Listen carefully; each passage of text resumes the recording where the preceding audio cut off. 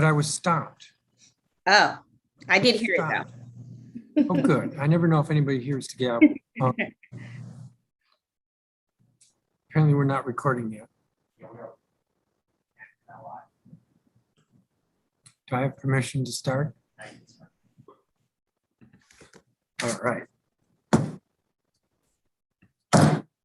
I am calling to order this hearing. This is a public hearing of the Committee of the Whole of the Council of the District of Columbia. Today is Thursday, January 20th, 2022. Time is 10:35 in the afternoon, in the morning, excuse me, 10:35 in the morning. This hearing is being conducted virtually via the Zoom video conference broadcast platform. It is being broadcast live on the chairman's website, which is www.chairmanmendelson.com/live. Again, that's www.chairmanmendelson.com/live. The hearing is also being recorded, so it will be available on the council's website, which is www.dccouncil.us. The subject of this morning's hearing is two bills. Bill 24-570, Schools First in Budgeting Amendment Act of 2021, and Bill 24-571, Schools Full Budgeting Amendment Act of 2021. I'm going to read from the hearing notice, and then I'm going to have a statement.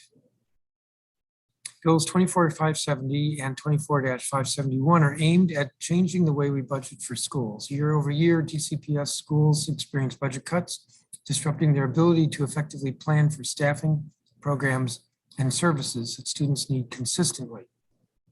Bill 24-570 is a prescriptive approach to revise the method for school budgeting. By budgeting the local schools first, based on each school's previous year's budget, adjusting for inflation, with the remainder to be allocated between the remainder of the overall DCPS budget to be allocated between central administration and school support. The stated purpose of Bill 24-571 is to require, simply, that each year's annual budget for each local school within DCPS is no less than the school's budget for the current school year. The goal of both bills, with their differing approach, is to better protect schools from reductions in funding and to provide a stable foundation upon which schools can plan for meeting their students' needs. I'll repeat that. The goal of both bills, with their differing approach, is to better protect schools from reductions in funding and to provide a stable foundation upon which schools can plan for meeting their students' needs. Relevant to these bills, DCPS recently released a new budget model with little transparency about how the models will impact school level budgets, to the dismay of many education stakeholders and constituents. The purpose of this hearing is to receive testimony from DCPS and the public on bills 24-570 and 24-571 and the need for better budgeting to adequately support and stabilize our local schools. As I indicated, the purpose of today's hearing is to receive public comment on these two bills that I've introduced to change the way we financially support the schools in our neighborhoods. As you know, the city's budget includes a line for the DC public school system. For this year, the gross budget is over $1.3 billion. I'll repeat, $1.3 billion is the budget for DCPS. A significant portion of that goes to DCPS central administration and system-wide school support. What is left over goes to the individual schools themselves. Every year, the chancellor gives each individual school an initial budget. And every year, for some of the schools, the initial budget is a cut. And every year, parents, principals, and teachers get very upset. For example, several years ago, almost 36 schools saw cuts. About 2/3 of the schools were east of the river, even though those are our schools that have the highest proportion of students classified as at risk and therefore need the most financial support. This year, some 46 schools got initial budgets that were cuts. Even though the chancellor eventually reshuffled funds to restore the cuts, the damage was already done. Some schools saw some of their best faculty transfer to other schools where they had better job security, and parents were furious. There is no value to this. It is demoralizing to parents and faculty. It is destabilizing. It is also destabilizing because to make things work with their limited funds, Principals choose to eliminate valuable positions to meet other pressing needs. In recent years, over 3 dozen schools got rid of their full-time librarians. Other positions are eliminated too, like counselors trained to deal with social emotional issues, or additional classroom aides, or a business manager who could allow the principal to focus more on educational leadership. If one looks at what actually happens with DCPS budget, schools compete with central administration. Again, if you step back, try to get a big picture look, the schools are competing with central administration for funds. At best, they compete. Actually, I think they get what's left over. Either way, schools' budgets don't come first in the process. Under Bill 24-570, they would. That's the Schools First in Budgeting Amendment Act. Please don't say that, well, schools are funded on a per pupil basis, because that just isn't true. Sure, school population is claimed to be a factor in DCPS's budget decisions, but it is one of many factors. And so many factors, so many adjustments are made in the decision-making that the final result does not correlate to enrollment changes. Indeed, every year, cuts to individual schools include schools with minimal or no enrollment declines. Regardless of enrollment, cutting the budgets for individual schools is destabilizing as well as debilitating for the affected school communities. And regardless, don't we want to put more resources into the schools that parents are leaving in order to reverse the enrollment declines? I've introduced 2 bills to suggest 2 approaches to changing the way we budget our schools. My intent is to focus debate on this important matter. One bill would simply adjust current law to require that schools be budgeted no less than 100%, rather than current law, which is 95%, of their current year UPSFF funds. It also eliminates the chancellor's ability to reduce the school's budget on the basis of, quote, substantial instructional or programmatic change, unquote, whatever that means. Disadvantages to this bill include that it does not require any increases in what schools will receive. The school's first budgeting has a factor in it for inflation. But this bill does not have such a factor. It's simply 100%. So that's one disadvantage. And it also does not prevent what I call cost shifting. Cost shifting where DCPS transfers budget responsibility for services, for example, security, from central accounts to the individual schools. Cost shifting is a serious problem if we want stability in school budgets. The second bill puts our local DCPS schools first in the budgeting process. Leftover funds would then be allocated between central administration and system-wide school support. The primary purpose of this bill is to promote stability in our local schools. The approach is prescriptive, setting forth in the law a calculation to be followed, and thereby eliminating central office discretion. The effect is to leave little room for interpretations that year after year result in budget cuts for some schools. A collateral benefit is transparency. The calculation for each school will be a public record that every parent and stakeholder will see exactly how their school's budget was set. The Bowser administration does not support these bills, although they will couch their objections in other ways. The fundamental difference between the school's first bill and the chancellor's approach is the difference between stability and discretion. The chancellor obviously wants to maximize his discretion, but to what effect? From what we have seen year after year, for at least as long as I have been on the council, the effect is school instability. Most businesses set their annual budgets by building on their current year's budget. Think about it. In fact, that's how DCPS overall is budgeted. We base their next year budget on the current year's budget. But why should the schools themselves be budgeted differently? Why is it okay every year for principals to not really know what their next year's budget will be? How do we build individual school communities? How do we build those communities when each year they are fighting cuts rather than building on this year's strengths? The school's first bill ensures that each local school is taken care of first, and whatever is left over is available to central administration. With this stability, I'm confident that over time, schools will build on their base and expand their programming. We should also see that schools will be better able to individualize their services, such as counseling or extracurricular activities, that best fit their needs.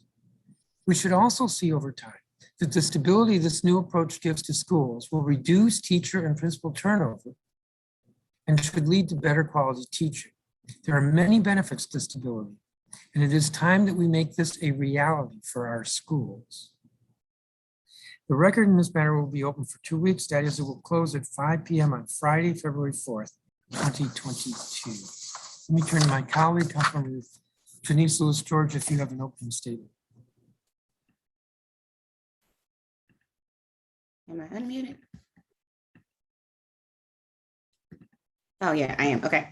Thank you, Chairman, for your introduction of these bills and for your introductory remarks, for which I agree wholeheartedly. And thank you to our witnesses for making time to speak with us today. I'll be very brief in my opening remarks. I'm glad we have the opportunity to discuss both of these bills today and their potential impacts on DCPS school budgets. I'm very anxious about what's coming from DCPS in terms of their new budget model. And despite months of requests and letters, we still don't have mock school level budgets for next year. This after DCPS has been working on the new formulas for several years. Why are there still so many questions? The comprehensive staffing model, or CSM, has its problems. It's hard to track money, and oftentimes for our biggest schools feel shortchanged. It also helps ensure even our smallest schools have a full suite of staff and special classes that might not be possible under a student-based budgeting model.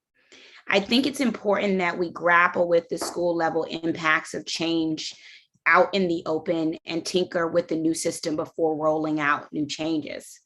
But that's not what's happening. And so we're here today, just weeks away from when principals and local school advisory teams will get their initial budgets with only a few days to review and request changes.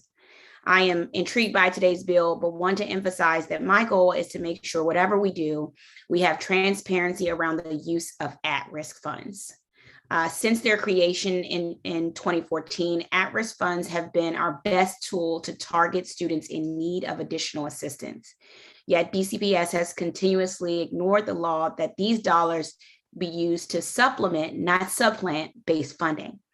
Any new system, whether the chairman's or DCPS new system, must include explicit protections for these funds and make sure schools receive the funding they need. So I'm glad we have today's hearing to explore how either of these bills might impact DCPS. And I'm also hoping we can probe a bit more into the new DCPS budget model today as we eagerly await its release. And thank you. And I look forward to today's discussion. Thank you, Chairman.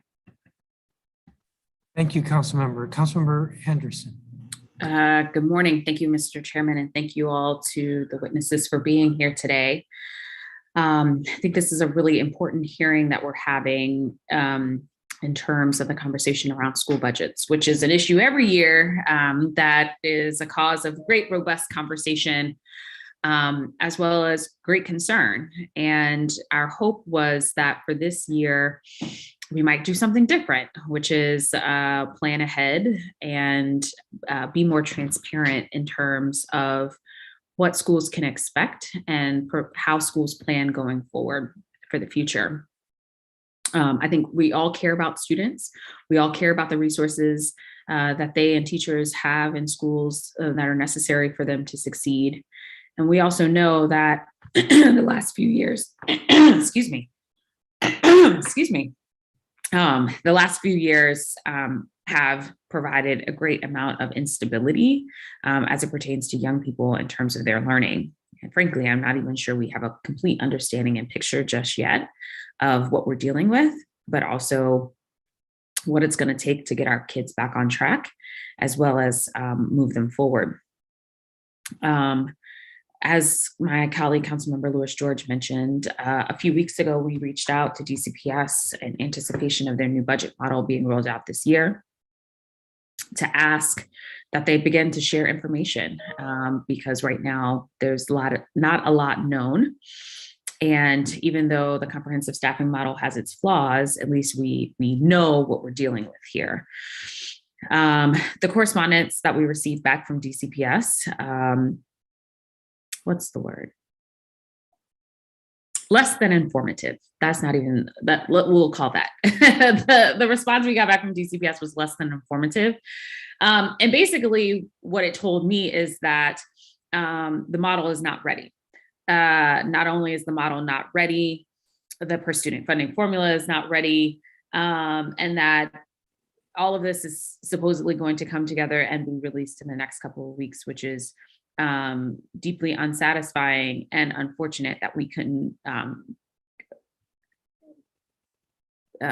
earlier anticipate the conversations that we know are going to come from this. And so, frankly, I think that is why Bill 24-571, the Schools Full Budgeting Amendment Act of 2021, is so incredibly important, because regardless of what happens with any new funding model, the legislation would ensure that schools do not receive anything less than what they currently have right now this fiscal year. It is essentially a hold harmless.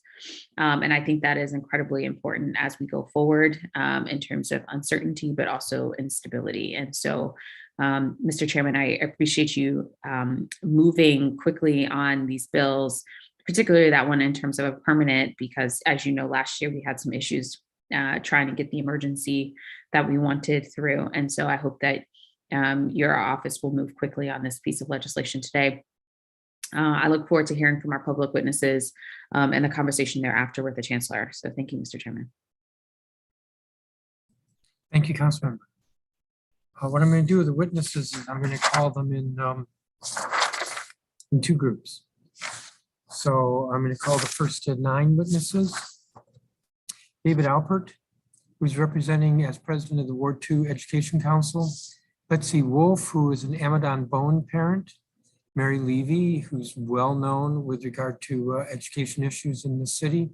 Kathy Riley, who's director of the Senior High Alliance of Parents, Principals, and Educators. Scott Goldstein, who's the executive director of Empower Ed. Regina Bell and Jacqueline Pogue Lyons, both from the Washington Teachers Union. Ms. Pogue Lyons is the president. Robert Henderson, vice chair of the Ward 5 Education Equity Committee.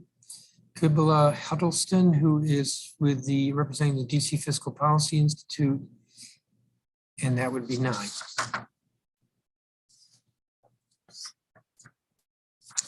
I'm going to put folks on a 4-minute clock. And Mr. Alpert, you're first. Good morning when you're ready. Good morning, Mr. Chairman and members of the Council. I am David Alpert, President of the Ward 2 Education Council and a parent of a DCPS 3rd grader and future kindergartner. The first question before us is whether the Council should legislate the formula for individual school budgets. In theory, I think budgets should be formed by DCPS with input from principals and parents. But the way schools cower in fear of sudden cuts, even during flush times, does not work for our schools. Further, the new budget model rollout has been so egregious in its secrecy and contempt for the Council and for parents that the Council must act. I'd much prefer to work collaboratively with city officials, not oppositionally. We want the same things: successful and equitable public education serving the children of DC. One official described the new budget model as a cake that was baked years ago, but then delayed for the pandemic. But DCPS won't tell us what this cake looks like.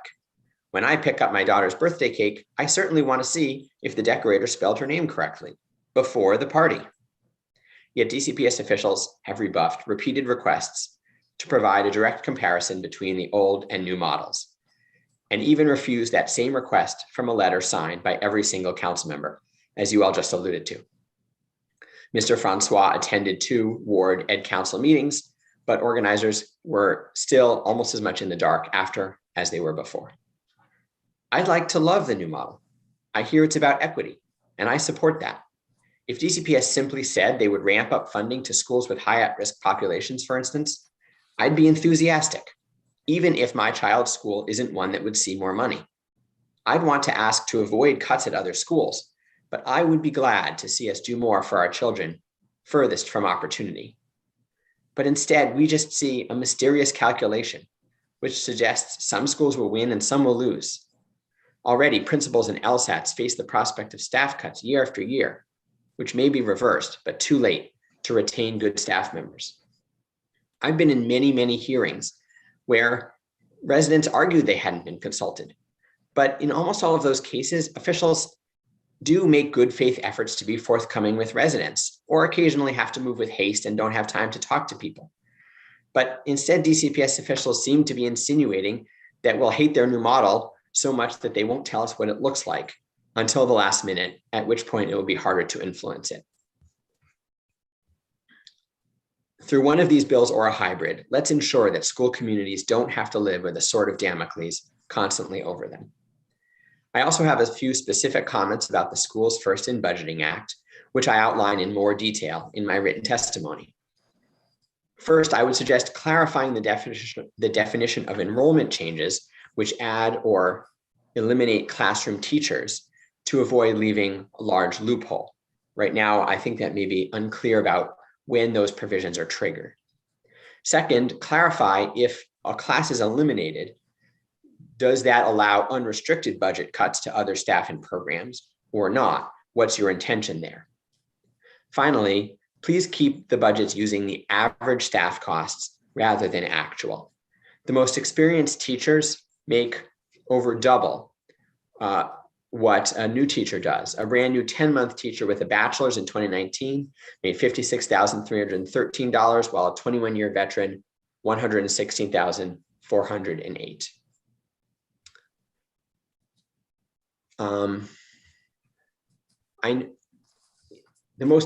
It would just be too enticing to replace one expensive teacher with two. I know that any bill will not take effect in time for the coming year, but I hope you will use the regular budget process to ensure that no school loses staff or programs this year. And if schools with the greatest learning loss can further get extra support, that's all the better. I wish DCPS were having this dialogue, but instead they have chosen to rebuff parents and you as well. I hope the council makes clear this is unacceptable while crafting a good policy. Thank you very much. Thank you, Mr. Alpert. Ms. Wolf.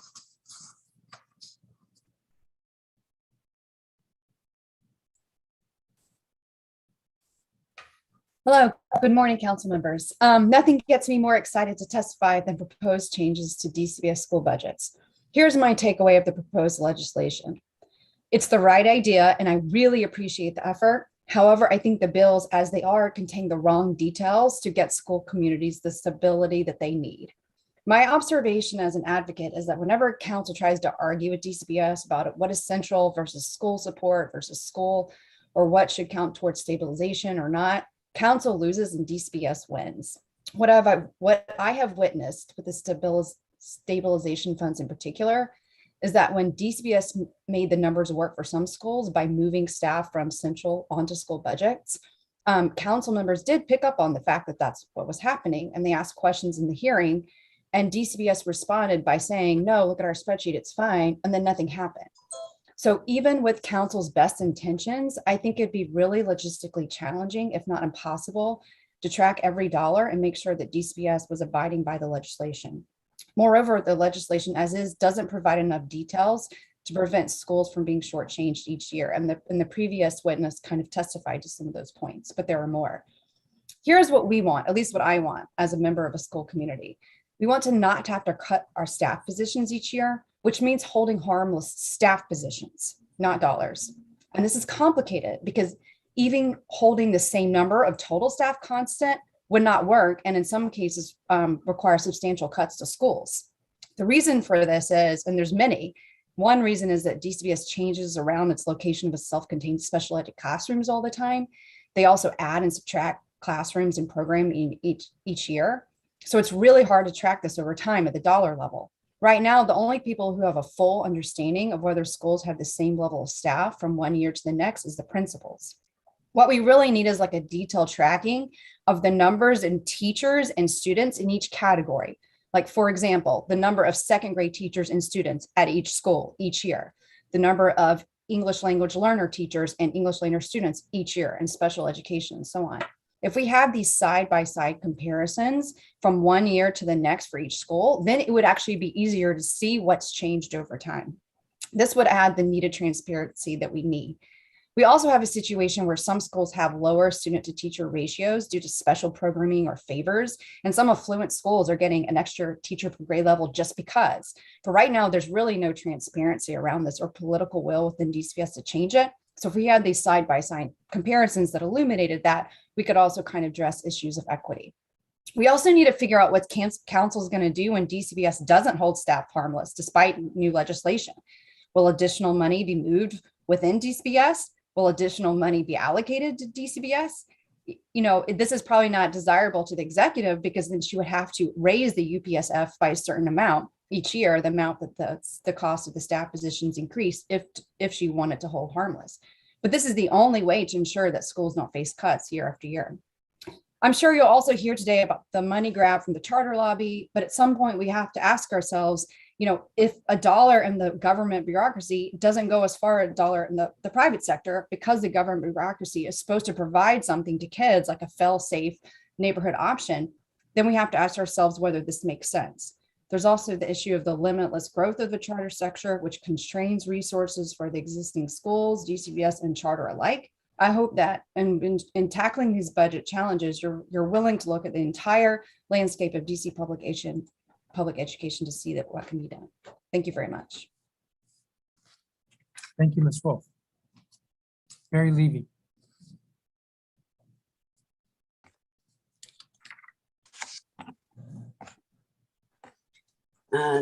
Good morning. Thank you, Mr. Mendelson, for introducing these bills and also for your statement this morning. I have studied DCPS local school budgets for about 25 years. I've worked on their methodology. The current system has multiple flaws and inequities. Your bills do not purport to address them, nor do they address concerns about general underfunding. But as far as I'm concerned, that's okay. These problems, particularly of equity, are complex. And we are not going to solve them with one piece of legislation. What your bills do is to address funding instabilities that have plagued schools for years. I have prepared simulations of the effects of both bills with the only data currently available. And that means what would the results have been if either bill had been law governing the calculation of the current year's budgets. The Schools Full Budgeting Act would have helped very little. Only 17 of 114 schools received fewer dollars in this year's budgets than they had last year. The bill would have done nothing for the dozens of schools that had to cut staff and or services because the budgets they received were insufficient to cover all the costs which they're being charged. The other bill, Schools First in Budgeting, seeks to solve this very big problem because it guarantees funding to cover salary increases, inflation, enrollment increases, cost increases in special education and English language learner programs, and any costs newly shifted into school budgets. This is the minimum that needs to be provided. It's a guardrail against backsliding. And at the very least, it is triage that we really, really need. If this bill had been in place last year, 61 schools would have had their increased costs covered. Well, they didn't. And that's why a lot of people showed up to the council to beg for help. Now, that said, in looking only at stabilization, it is critical that the legislation gets it right, including the details. And we can't be sure of that yet. We need to see the budgets produced pursuant to the new unknown model that DCPS has adopted. And when we have that, I will again run simulations to identify results and unintended negative consequences. And of course, many others will want to weigh in based on the experience they are about to have. The use of actual versus average salaries must be studied further. I ran my simulations on both models.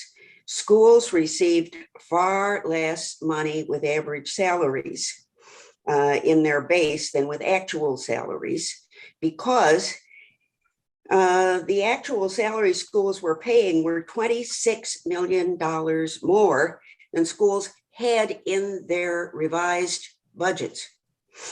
The average, if it's used, needs to be right, or schools are really going to be damaged. And there are other issues, including the treatment of experienced teachers, that need to be analyzed and discussed. And finally, you need to look again, I think, at what happens with enrollment decreases, because the budgets are based on projected enrollment, and at the school level, that's often wrong. And schools get cut, and then they don't have the decrease. I think we have time to work further on the budget. I am very grateful that this is finally being addressed. Thank you.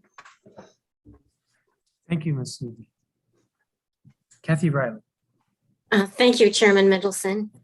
I'm the Director of SHAPE and the facilitator for the Ward 4 at Lyons and C4DC. I support the intent to ensure that DCPS schools are stable, able to expand programming, and meet the needs of their students and families. I acknowledge the Council is working to solve a problem that has been incredibly persistent. The first issue before the Council, not dealt with yet, is the way we fund public education: effective, efficient, and fair. We have policy that does not limit the number of schools. It incentivizes families to exit rather than invest. And in the name of neutrality, it does not prioritize its own DCPS system of right. But today, we're considering the School's First Budgeting Amendment Act. First, I'll talk about that. It's premature for us to recommend changes of this magnitude that are recommended without knowing more about the DCPS budgets for this year, and thus as proposed in these bills for perpetuity. I'm concerned that DCPS school stability actually depends on all three categories: school budget, school supports, and central office. They all have to work in support of the students and the schools. I'm apprehensive about possibly transferring more responsibility to the schools, even with some funding, and then holding them responsible. For example, we've asked schools to be the Department of Health this year, and even with extra funding, it was too much, and they didn't even get the extra funding. I am in favor of continuing to use average salaries in the school budgets and against the provision in the bill specifying actual funding, as I currently understand its ramifications. Using average salaries allows decisions to be made based on program and classroom needs at the school level, and it should help with retaining our more experienced teachers. This said, there should absolutely be adequate funding so that schools do not absorb the cost of inflation and salary increases into their static budgets.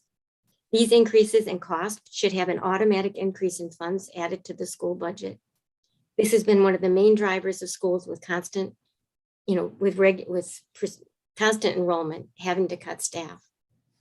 In terms of a formula for increases and decreases in enrollment, the current provisions in the bill are elementary driven and may have some issues even there.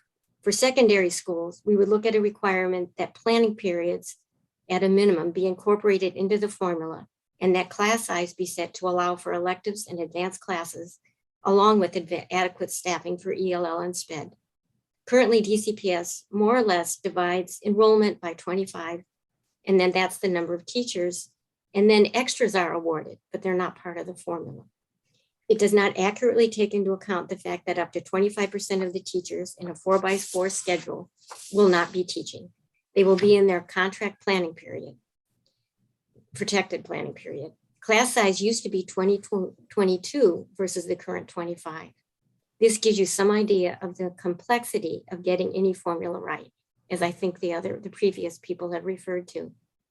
Finally, this proposal appears to remove the at-risk provision currently in code for DCPS. Thus, it eliminates requiring annual reporting on the use of at-risk funds, which directs that funds are to supplement, not supplant other funds, as well as the requirement that 90% be allocated to schools. This is of great concern. I assume it was a mistake. Stability is one of a number of lenses we need to look at budgeting through. For this year, however, I hope you'll prioritize ensuring that the new DCPS budget model allows schools to recover and grow. We'll be back in March about the model. In terms of the other full funding bill, the largest concern is that it doesn't address inflation, so that I'm not sure what difference it would make. So I thank you very much for your time and for your attention to this issue. Thank you, Ms. Riley. Scott Goldstein. Good morning, Chairperson and Council members. Thank you for the opportunity to testify today on the School Full Budgeting Amendment Act and the School's First in Budgeting Amendment Act. We approach this conversation with two important guideposts. How do we provide our schools the stability they need, and how do we ensure equitable budgets that truly provide each school community with what that specific community needs? Both of these bills are aimed at the first objective, providing schools more stability, but do not address how to make budgets more equitable. I must say up front, the timing of this hearing provides a difficult context. DCPS is currently undergoing the process to modify their longstanding budgetary approach with a mixed formula, but we have not yet seen the actual simulations, as many have mentioned. Without that context, it becomes difficult to judge how these separate efforts would interplay with a new budget model and what the ultimate results would be for school communities. As basic tenets, we agree that schools' budgets should start at least with what they received in the prior year to ensure that schools have predictability and stability, able to keep staff who are valuably contributing. We also agree we should absolutely prioritize spending at the school level over central office spending. We agree with Chairman Mendelson's stated objective to end the yearly crisis in budgeting and provide schools more predictability. There are several things in these bills, however, that warrant some concern and further study. In the more prescriptive schools first legislation, there is a distinction made between spending on central administration, school support, and local schools. It seems pretty clear based on past practice that it'll be fairly easy for central office to simply label a lot of traditional central office roles as school support in order to continue to expand the size and scope of central. We should force central to make some hard choices about how to redirect supports towards schools, but the mechanisms in this bill may not do that. Our biggest concern is with the switch in budgeting from in the first year based on actual teacher salaries to average, as you've heard from others. First, the WTU contract would prohibit this, and rightfully so, because using average salaries is what protects schools from discriminating against more experienced educators. Second, the chairman has noted that under this formula, about half of the schools would have a larger base budget and half would have a lower one in the first year it is in effect. Then we would build from there. So I did a calculation based upon a representative sample of schools in each ward to see how this change would possibly impact schools in the first year. Many of our lowest income schools actually have the highest percentage of teachers with 10 years of experience or more. So in the first year, these schools, which need additional money, might get it. But the problem is that in all of the successive years, these schools would then have the largest incentive to turn over their more experienced educators. If you ensure that they will have at least last year's budget after 1 year, but year one was based on actual salaries, there's a huge perverse incentive for principals and LSATs to consider that they could, in many cases, replace one teacher with two. You may not find them likely to make that decision, but we should not be creating an incentive for them to do something that could harm the quality of teaching. Finally, we must address equity. For many years, our school budgets have fallen short of adequacy. Yes, it's a problem that schools have almost no time to receive, consider, and petition changes on budgets each year, and these bills don't address that timeline.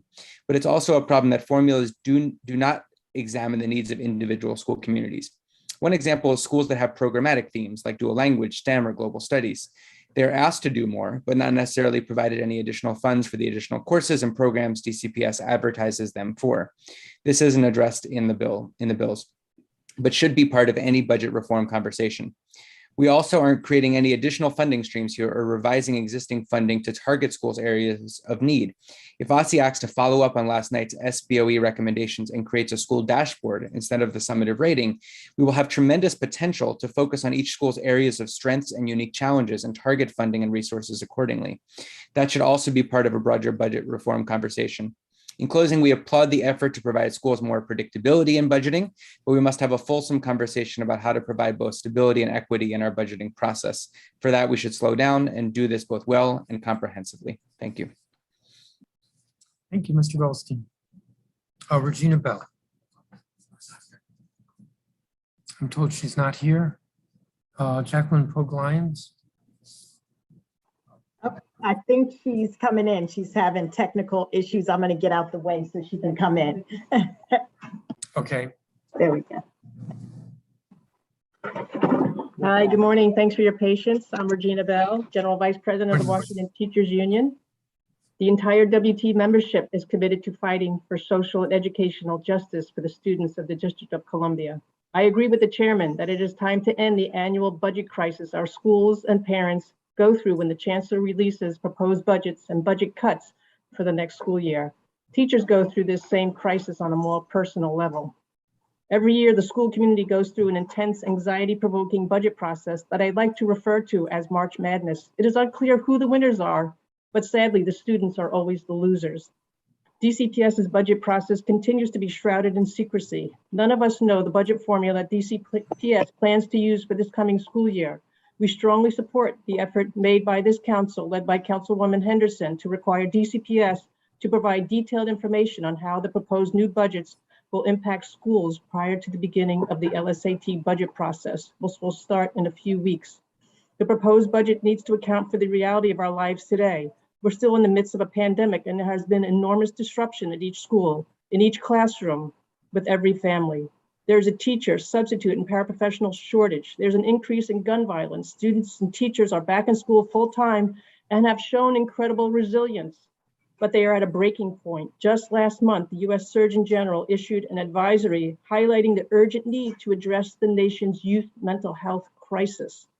Let us use this crisis to have a renaissance at DCPS. This is the perfect opportunity for DCPS to become a whole child-centered, anti-racist organization.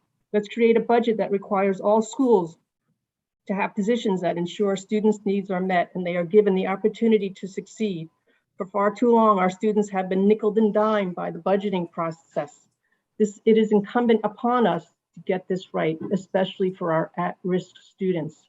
Students need the skills to process all of the trauma they have experienced and are currently experiencing before they can be expected to sit and learn in a classroom and learn.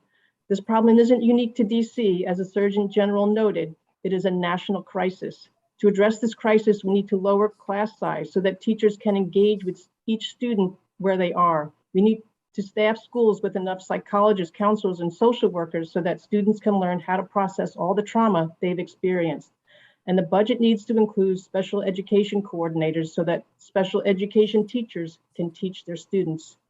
DCPS has started some very good initiatives. From beginning next year, students in K-2 will be screened for reading difficulties, and teachers will receive PD on reading difficulties. Let's expand the reading clinics that teaches the science of reading, require reading specialists and librarians to do all, so that all the students are literate and become lifelong readers. The social and emotional field is far behind the academic field. Our schools need to be better attuned to where students are socially and emotionally so they can thrive academically. As difficult as this work is, the consequences of not doing it are worse. To paraphrase Frederick Douglass, it's easier to build strong children than to repair broken adults. Thank you for allowing me to testify. Ms. Pogue Lyons. Good morning. I'm Jacqueline Pogue Lyons, President of the Washington Teachers Union. I'd like to thank the council for holding today's hearing. Each and every year, the school budget process is fraught with issues. It is the WTU's position, and I hope that this council agrees that every school should receive the funds needed to meet the full needs of their student body, and that students and educators deserve to know what is in their local school budget in a timely manner that allows families and students to make informed decisions about enrollment and employment. The current budget process has long failed on this very basic measure. I want to be clear, the DCPS local school by school budget process is broken beyond repair and lacks in transparency. Each year, local schools are left to scramble to find funds to maintain their current staffing and programs, pitting members of school communities against each other to save needed staff or programming. And while a ruling in August 2019 from the Board of Ethics of Government Accountability found that LSATs are public bodies subject to the Open Meeting Act, LSATs often continue to operate outside of the district's OMA requirements, requiring transparency and publication of school budgets. For a new budget process to work, our local LSATs must be empowered with real decision-making authority. Far too often, they operate with limited information in a rushed timeframe and serve as little more than a rubber stamp for central office priorities. It is also important to take this opportunity to note that the DCPS budget process has long mismanaged at-risk funds. The Office of the School of District of Columbia Auditor found in a June 2019 report that DC schools shortchange at-risk students. The problems identified were long known to school communities, and we hope that the council, in addition to the steps you're taking to ensure more stability in school budgets, will also take steps to ensure additional transparency and accountability.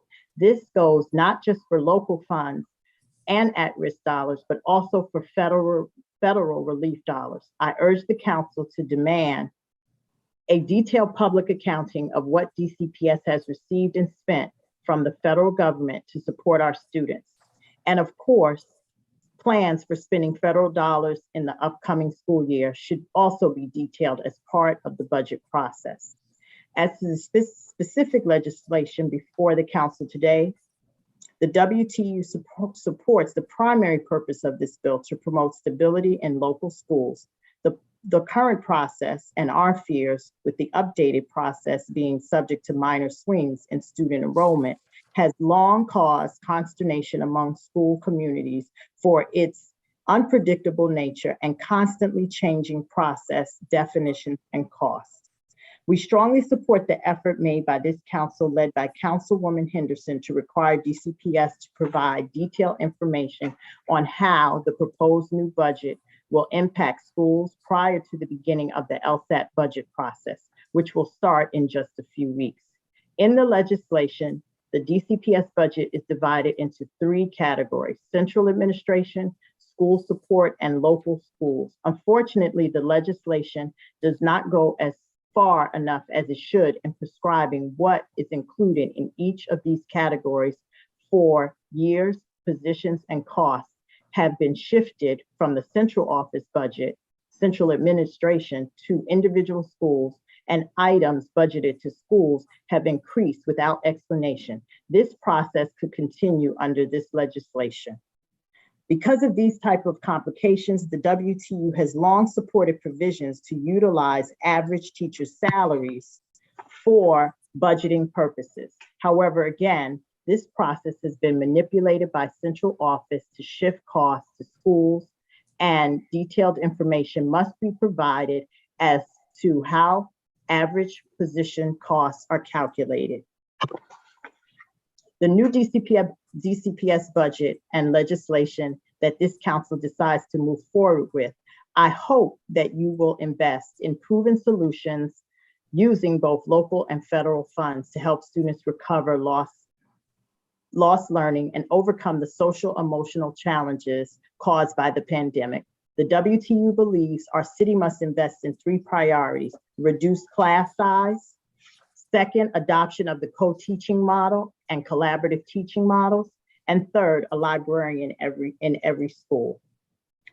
Our schools will need additional resources, not less, to combat the gaps that face our students. However, the city's education budget continues to suffer from the lack of a comprehensive plan for education. It's long past time that we end competition for limited dollars and work to coordinate across sectors to ensure that every student in the district receives a high quality education. I'd like to thank you for taking time to listen to me today, and I'd be happy to take any questions. Thank you. Thank you, Ms. Pogue-Lyons. And we don't have a copy of your statement. Oh, sorry, Chairman Mendelson. I'll make sure you receive it by the end of the day.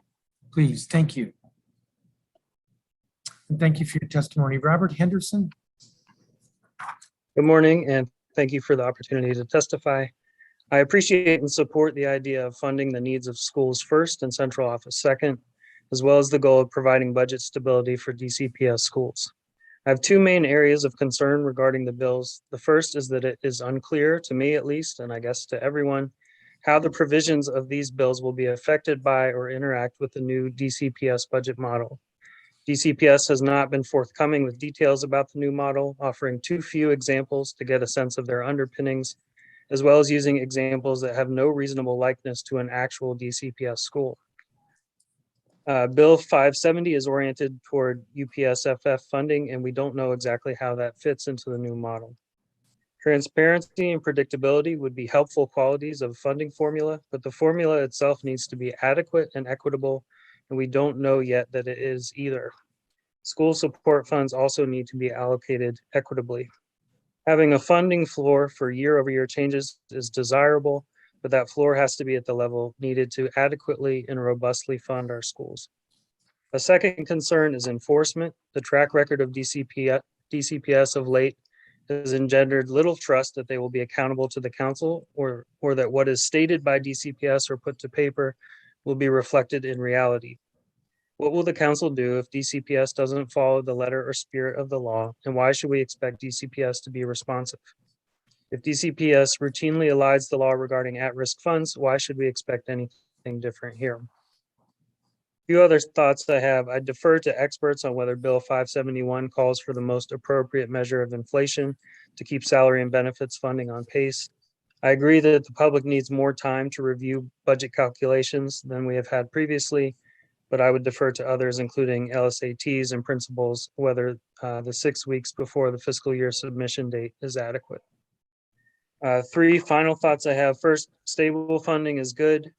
Stable, more than adequate, and equitable funding is what our students deserve. That conversation and the action to make it real is urgently needed. We will need to take a comprehensive look at the entire school system. And if stability is a goal, and I think it should be, we must also address the proliferation of new schools and its impact on enrollment volatility. Second, I fear that with the new model and the lack of transparency surrounding it, this year's budget release will be just as chaotic, if not more so than last year. If so, I ask that the council help school communities to navigate the turmoil and ensure stability again this year. Third, we are in the midst of a worsening teacher retention crisis and substitute shortage. We have simply asked teachers to do too much without adequately respecting their professionalism or safety. Attracting and retaining teaching staff will likely require greater investment. We desperately need to get ready for that. Thank you. Thank you, Mr. Henderson. Ms. Huddleston.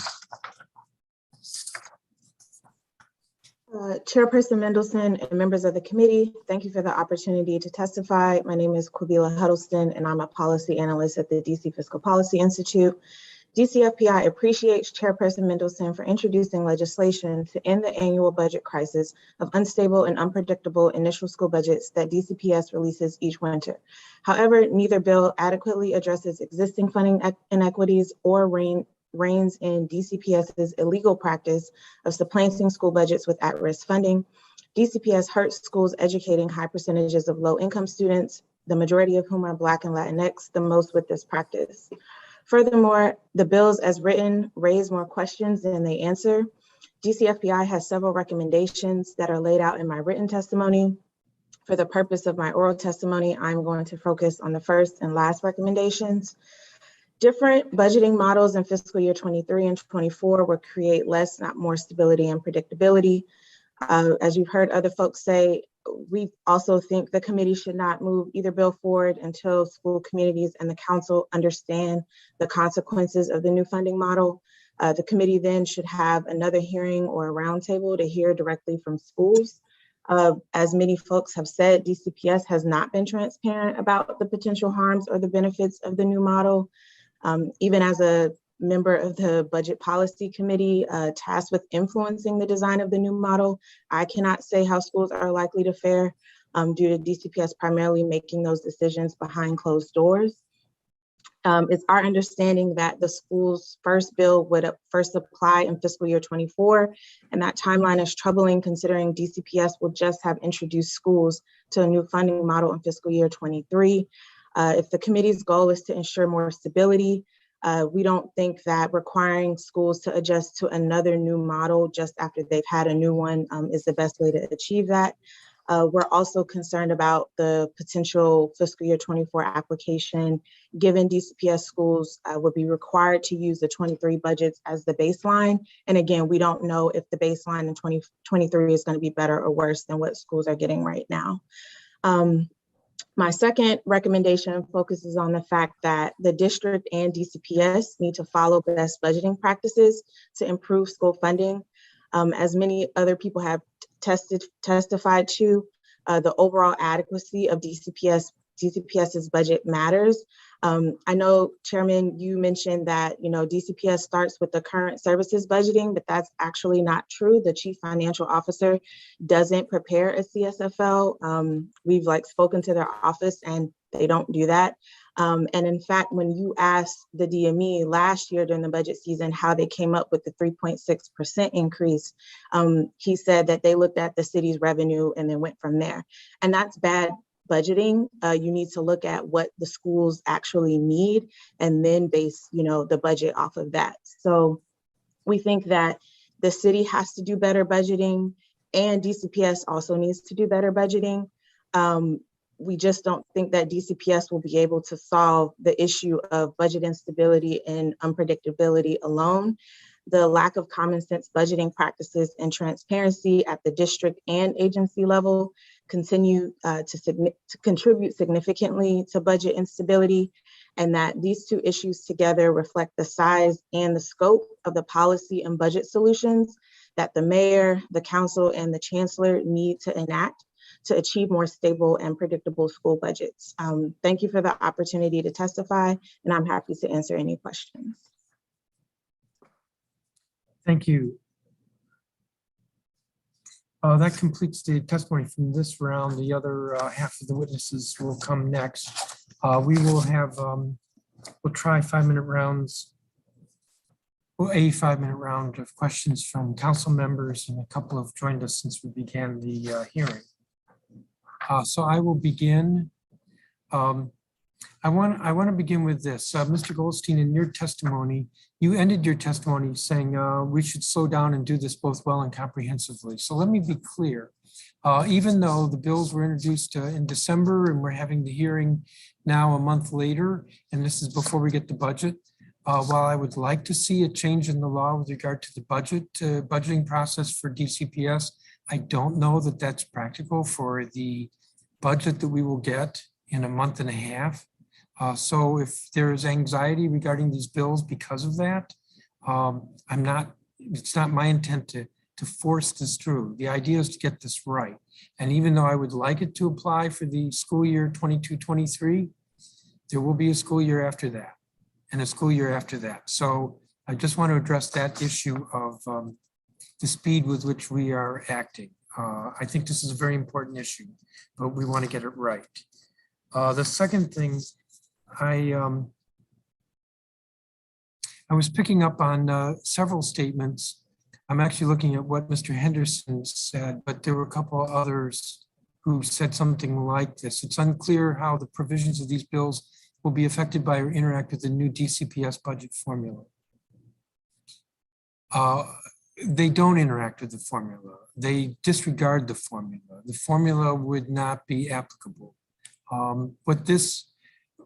Right now, what we have in the law is that schools cannot be budgeted for less than 95% of their current budget. That's of UPSFF funds, only UPSFF funds. And we've seen how that's played out. And the model, whatever the model is that DCPS has used or proposes to use or will use in the future, it falls within that 95%. If we were to take the path of the school's first budgeting bill, which is prescriptive, then it doesn't matter what the DCPS model is. And so all of the concerns about what it is or isn't, or what it might be, or the mystery behind it is irrelevant, because the formula, I shouldn't say the formula, the calculation that's set forth in the school's first bill is what would apply. Schools would be funded beginning with their current year budget, not through some calculation that DCPS does. When the chancellor testifies, I'm pretty sure that there will be some questions about the model, and that may provide more information. The other statement that Mr. Henderson had that I wanted to speak to is, what will the council do if DCPS doesn't follow the letter or spirit of the law? And why should we expect DCPS to be responsive?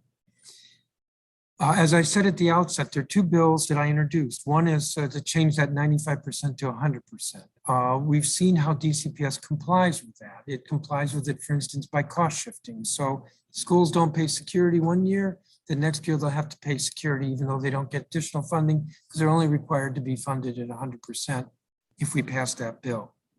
So what will the council do if DCPS doesn't follow the letter of spirit? We will do what we've done for the last 10, 15 years, which is to press at hearings and press through public forums and press to get DCPS to fund schools adequately. That's why I introduced the other bill, the Schools First bill, because then there is a calculation, and that calculation is a public document. That's what the bill says. Everybody knows what the calculation is. Everyone can see what the figures are because you know what the budget is for this year. And you see what's going on that adjusts it to the prescription in the bill, and you see the result. Schools would have to follow, or DCPS would have to follow that approach because it's required, it's prescriptive, and it's required. So really the difference, compliance differs whether we take the one approach, which is the current law, 95%, adjusted to 100%, or if we do the other approach, which is more prescriptive. There were a couple of questions that I had in my limited time.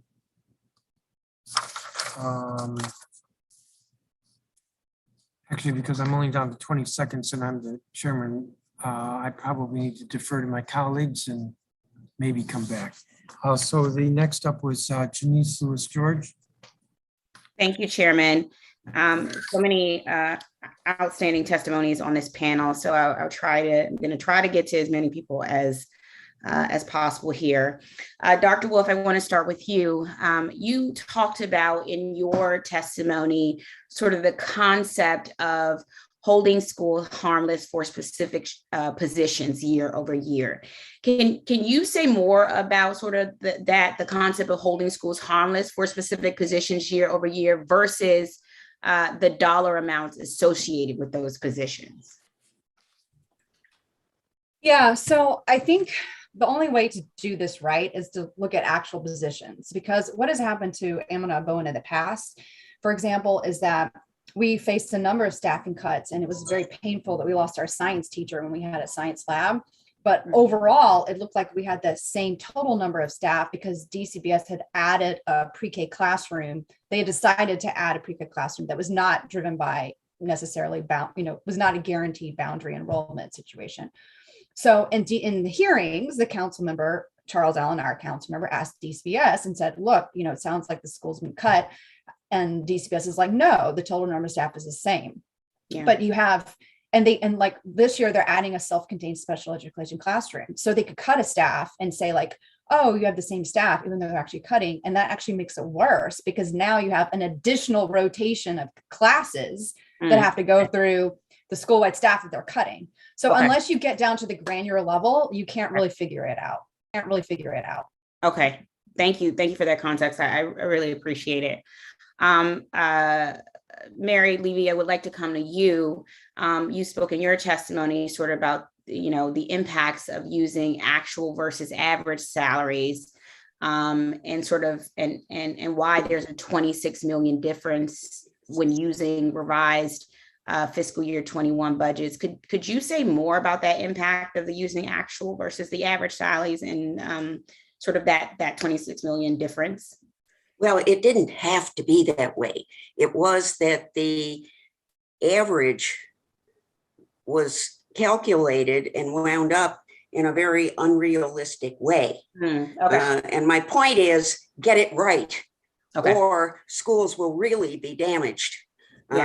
We know what people are paid, but we are projecting into the next year with an average.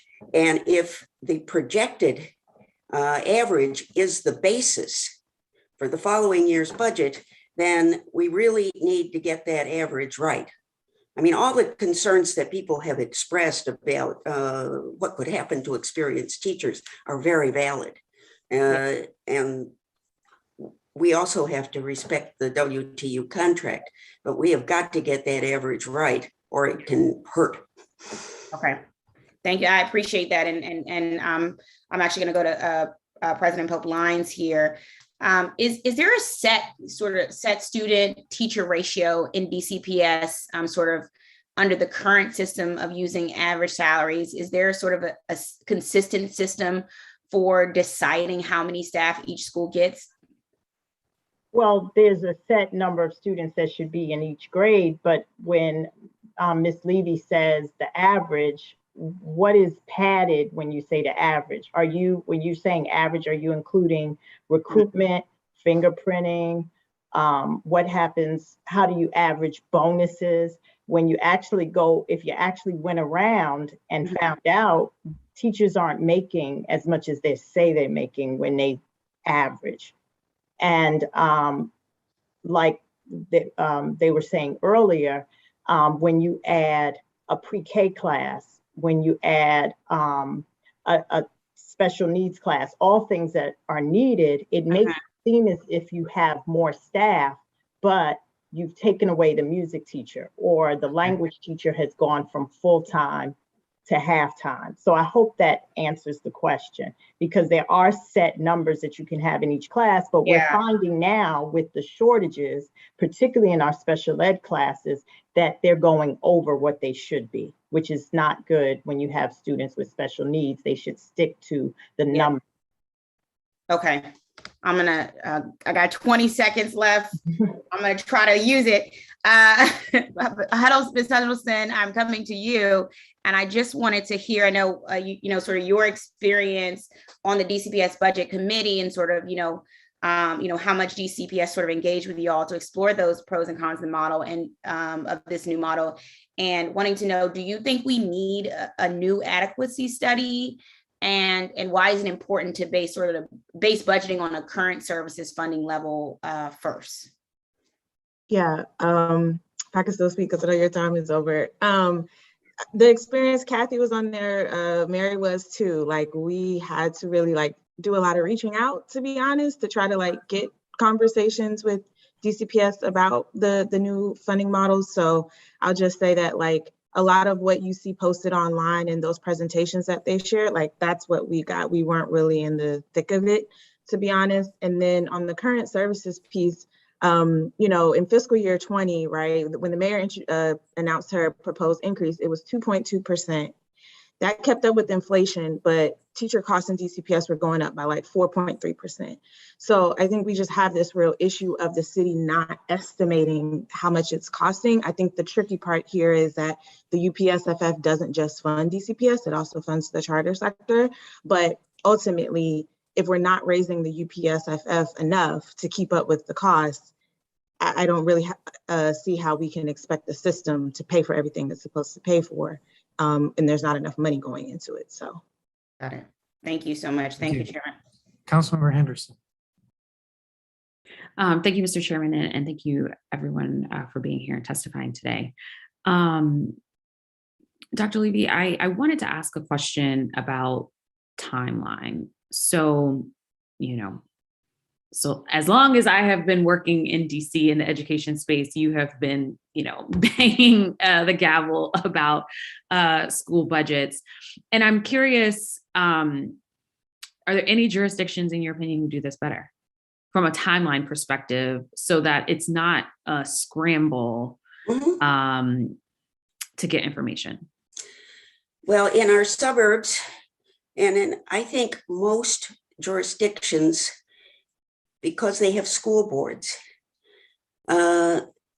the process starts in the fall as the superintendent prepares a proposed budget, announces it. The school board looks at it. It can weigh in and change things.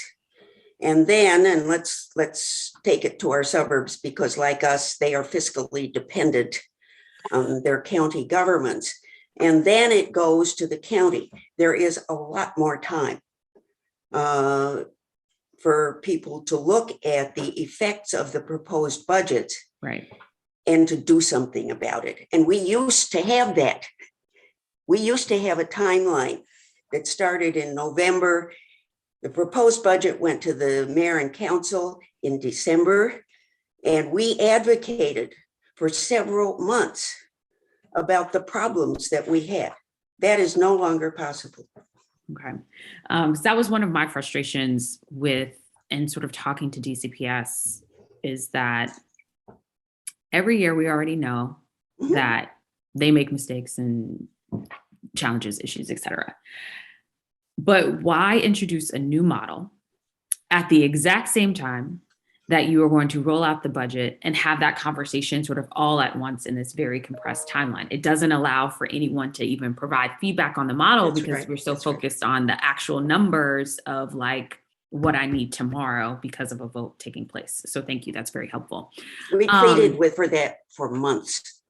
We asked for the feedback loop. Right. Okay.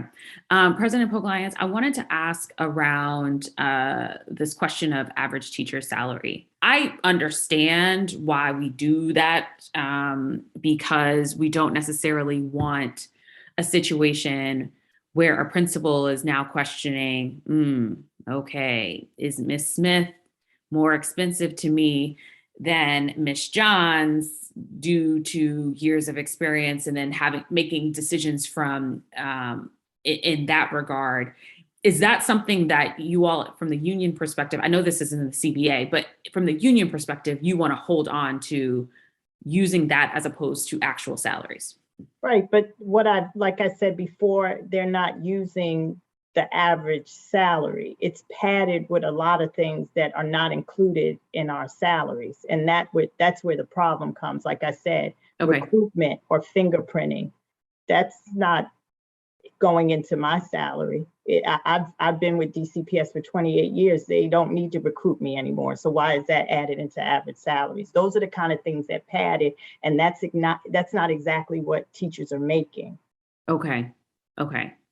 So it would make more sense for those types of residual costs to be considered a central office function as opposed to. Those are central office functions and should not be included in someone like I said, like me, or somebody that's been with the school system for 5 years, or something like fingerprinting, which you only get done every 2 years. Why is that included in the average salary of teachers? Though that's padding. So an average teacher salary, in my mind, it would be whatever you're actually getting plus benefits and fringe. Right. Okay. Exactly. Do you have, I don't know if you would have this, but have you all ever been given what that number would be if they took off all the other stuff? We need more transparency, like everyone is saying. No, I mean, the only way I get that information is when I'm in the actual school and you know what people are making because you've been there a long time, and you know that that's not the average size, especially when you're talking about things like bonuses that teachers get. Right. Those things. Okay. Scott, you wanted to hop in with my little 8 seconds. Yeah, just to say it's important to consider when considering a new model where teacher experience is concentrated currently and what effect that might have, right? Given where we know experience is concentrated, if we think this is going to have an effect on retention. Okay. Especially to give more stability to schools in high-risk areas. Okay, thank you. I'm over time. Thank you, Mr. Chairman. You're on mute. Thank you, Councilmember Henderson. Councilmember Nadeau, if you're here. Thank you. Yes, there you are. Thanks for convening us today. And I want to thank all the witnesses on this panel. I think that the elephant in the room is the DCPS budget model that we haven't seen yet that's coming. So it's a real challenge to have this conversation. And I'm grateful to the chairman for convening us, even though we still have some missing pieces here, acknowledging we might have to come back to these bills once we have that information. But this is something we've been talking about for a very long time. Every year, it seems like the same schools come to the council because their budget is essentially going to force them to cut staff or, do everything they possibly can not to cut staff and thus cut down on other needs in the building. So I think we're all here for the same reason, which is we need these budgets to actually work for the principals, teachers, and students. that they're meant to serve. So I'm really eager to hear from DCPS today. We started this conversation last year.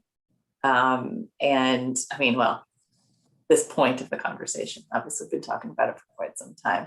But you know, the chairman and I were up here last year asking, like, if we know we need a new budget model, why aren't we doing it now? Right? And the answer was we're doing it next year. So here we are. Now, obviously the pandemic has exacerbated things. It's hard for us to really think about what it's going to be like once we get through this again. You know, what is it like to return to normal? How do we even know what new positions we're going to need to keep in schools on an ongoing basis, you know, once this is an endemic, not a pandemic. So, you know, that's sort of looming out there too. So I want to thank everybody for their testimony. I want to ask Scott Goldstein, you talked a bit about, you know, how some of the things the bills are trying to do actually are sort of prohibited due to the contracts. Can you talk more about that? Yeah, so that's just the same conversation we had about actual versus average salaries. That's the one that's, you know, prohibited in the contract. Yeah, and then there's tangential things that aren't prohibited in the contract, but I think aren't accounted for here, which I talked about later. And so, let's see, Mary Levy, you talked about how the bills still don't really get us where we need to go with the actual budget cuts we've been seeing. Can you say more about that? That's only true of the bill that calls for 100% of last year's budget. The other bill, I think, really covers the cost. I mean, it doesn't cover equity concerns, but it does cover increasing costs as far as I can figure them out. And Kathy Riley, you talked a bit about concerns around the at-risk provisions, which I know was something that I care a lot about. We've all worked on over the years. So can you say more about that? Well, at least, you know, the bill says this replaces a certain section in the code. And so if you take what the bill says and put it in the code, there's nothing about at risk. It takes out at risk. No, I assume it was a mistake, but it's a big mistake.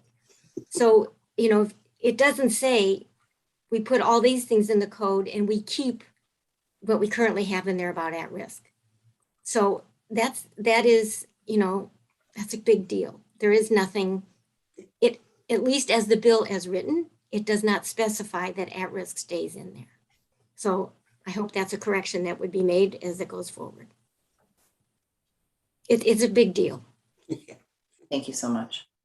And President Poglines, I know you've already gotten a couple rounds of questions, so I don't want to make you repeat yourself, but is there anything else that you'd want to add? No, I just want to emphasize that because we are coming back and forth to school and things have been broken up because of the pandemic, we're in person, but we've experienced shortages because of the pandemic and people being COVID positive. I would like to emphasize smaller classroom sizes, particularly in at-risk schools, as we continue to go in person and we know that this is the new normal. Much. Thank you, Chairman. Thank you, Councilmember. I had one more question, and I also had just one comment. I'll make the comment first, and that is, Ms. Bell, in your statement, you credited DCPS for some very good initiatives. Beginning next year, students in K through 2nd will be screened for reading difficulties, and teachers will receive professional development on reading difficulties. Yes. DCPS doesn't deserve credit for that. Oh, I'm sorry. So we had to pass legislation, the dyslexia bill last year to require that. Thank you for correcting me. My question was to Ms. Riley. Can you say a little bit more about secondary schools? You said in your statement The current provisions in the funding first, schools first bill are elementary driven. I assume that means elementary driven, and may have some issues. For secondary schools, we would look at a requirement that planning periods be incorporated into the formula and the class size be set to allow for electives and advanced classes along with adequate staffing for ELL and SPED. Okay, I think like Dr. Wolf talked about with the elementary, until you dig into the details, like right now, the high schools are often short. Like I got a note from somebody at Wilson, the average class size is 30. The lowest class he has is 32. He has 38 to 40 in some classes. And the only way you can correct for that in a whole high school in the complexity of the scheduling is first of all, to account for the planning periods. By contract, DCPS teachers get a planning period every day. In a 4x4 schedule, that means 1/4 of the teachers will not be teaching. And that is not currently in the formula that DCPS uses to assign teachers to high schools or to secondary schools. What they do then is assign some extra teachers. And so but schools have to ask for that. It's not in what you see in terms of the teachers allotted. So I guess, it's involved how you schedule a high school. In the old days, many years ago, that class size was 22 to President Joe, Lyons' point. The class size of 22 enabled them to have more classes at the advanced level and then more electives because the requirement is 25, but if you had that wiggle room, you could do it. And if you accounted for planning periods, you have to assign a lot of extra staff. It basically means if you walk into a high school and you say, I've assigned a teacher for every 25 students, and then you take, if it's 100 teachers and you take 25 out, that means every class is larger. And that is kind of the way it's set up now, except extra teachers are gifted or put in there, but not by a formula. It is complicated, and I don't know if I'm making it clear, but it was one way I thought, if you're going to do this, you could go in at that level and you could make a difference in class size and in teacher and staff allocation. I can talk to you further about it, but does that make sense to you? I think we should talk about it further. Yeah. Because as I said before, if we're going to go the route of that bill, we need to get that calculation correct. Yeah, I agree. I want to thank each of you for your testimony.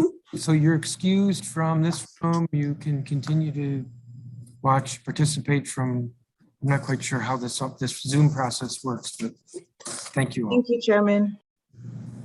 Let me call the next 9 witnesses. Maya Martin Cuttigan, who's founder and executive director of PAVE, which is Parents Amplifying Voices in Education. Caitlin Banner, who's deputy legal director with the Washington Lawyers Committee for Civil Rights and Urban Affairs. Laura Fuchs, who's chair of the DC Caucus of Rank and File Educators. Tiffany Brown, who's chair of the Capitol Hill Montessori Logan School. Rakita Taylor, Jessica Giles, who's with Education Reform Now, DC. Jessica Sutter, who's listed as a Ward 6 member of the DC State Board of Education. Yesham Taylor, who's executive director of the DC Policy Center, and Stephen Kletter, who's listed as a public witness.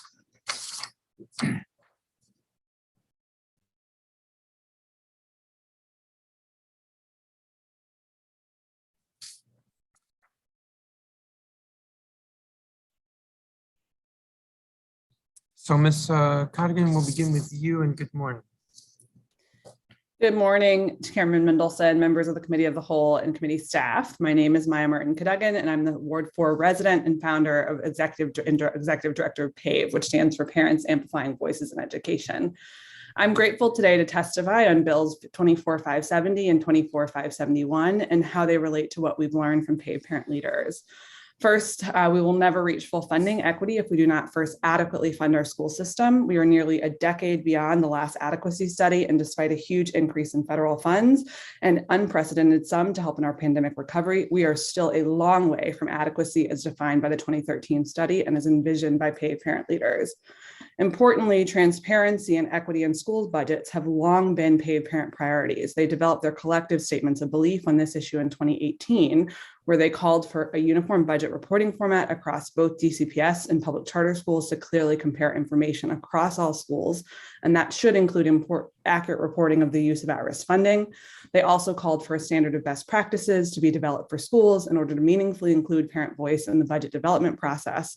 And they asked for an evaluation of current budgeting processes at all schools in order to ensure that funding is equitably distributed. DC took important steps by passing provisions in the fiscal year 2021 Budget Support Act that called for uniform budgets across all schools after Councilmember Grasso introduced the School-Based Budgeting and Financial Transparency Amendment Act of 2019. Both pulled directly from parent statements and was co-sponsored by every member of the council. So thank you. Still, there is much work to be done to get to adequate and equitable funding, especially in light of the pandemic. We can and must do better to support the whole child. Now to the bills before the committee and how they relate to PAVE Parents' vision and where they have found consensus. Taken together, the two bills have admirable and worthy aims for which we applaud the council: priority and stability for DCPS budgets. However, DCPS is just over 1/2 of our public school system. Public charter schools, which have a greater population of students of color, will still see the threat of budget fluctuations. We urge the council to follow PAVE Parent Leader's example and look for cross-sector solutions to ensure that all of our students are the beneficiaries of a just funding system. Moving to the specifics of each bill, the school's first bill takes a bold and welcome step of ensuring that schools come first on DCPS's budget. We also welcome the provision of the bill that would make the annual calculation of the school level budgets a public record available to everyone no later than 6 weeks before the submission of the budget to the council. However, despite a detailed formula to ensure that schools are funded first, the bill lacks a mechanism to ensure parent and community voice is at the center of that conversation. We urge the council to include such provisions made through this or any formula. Second, the school's full bill aims to curtail the damaging impact of large budget fluctuations at the school level for DCPS. Notably, the bill would stabilize the funding of many DCPS schools that face the greatest challenges. We are concerned, however, that while the school's full bill seeks to reduce the harm of budget fluctuations, i.e. implement a hold harmless provision of 100% of the prior year's school funding, it does not accurately create more equitable funding of our schools based on the unique needs of each student. We urge the council to not just seek to do no harm with respect to budgets, but to build truly adequate and equitable school budgets. In closing, I'd like to return to the first 3 budget priorities that our parents enumerated some 4 years ago. First, we need to standardize how budgets are communicated so that families and the community can effectively engage with them and help to bring their unique perspectives to make sure they better serve our kids. Second, we have to prioritize that engagement as a regular budget process at the school level and not something we do once a year after budgets are released or only with small and select groups of families, teachers, and community members. And finally, we need to make meaningful steps towards building school budgets that ensure funding is equitable and adequate.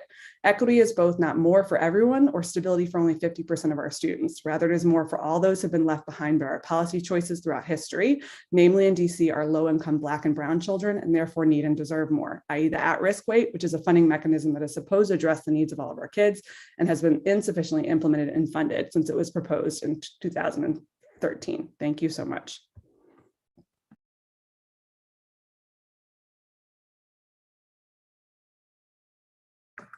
Thank you. Ms. Banner?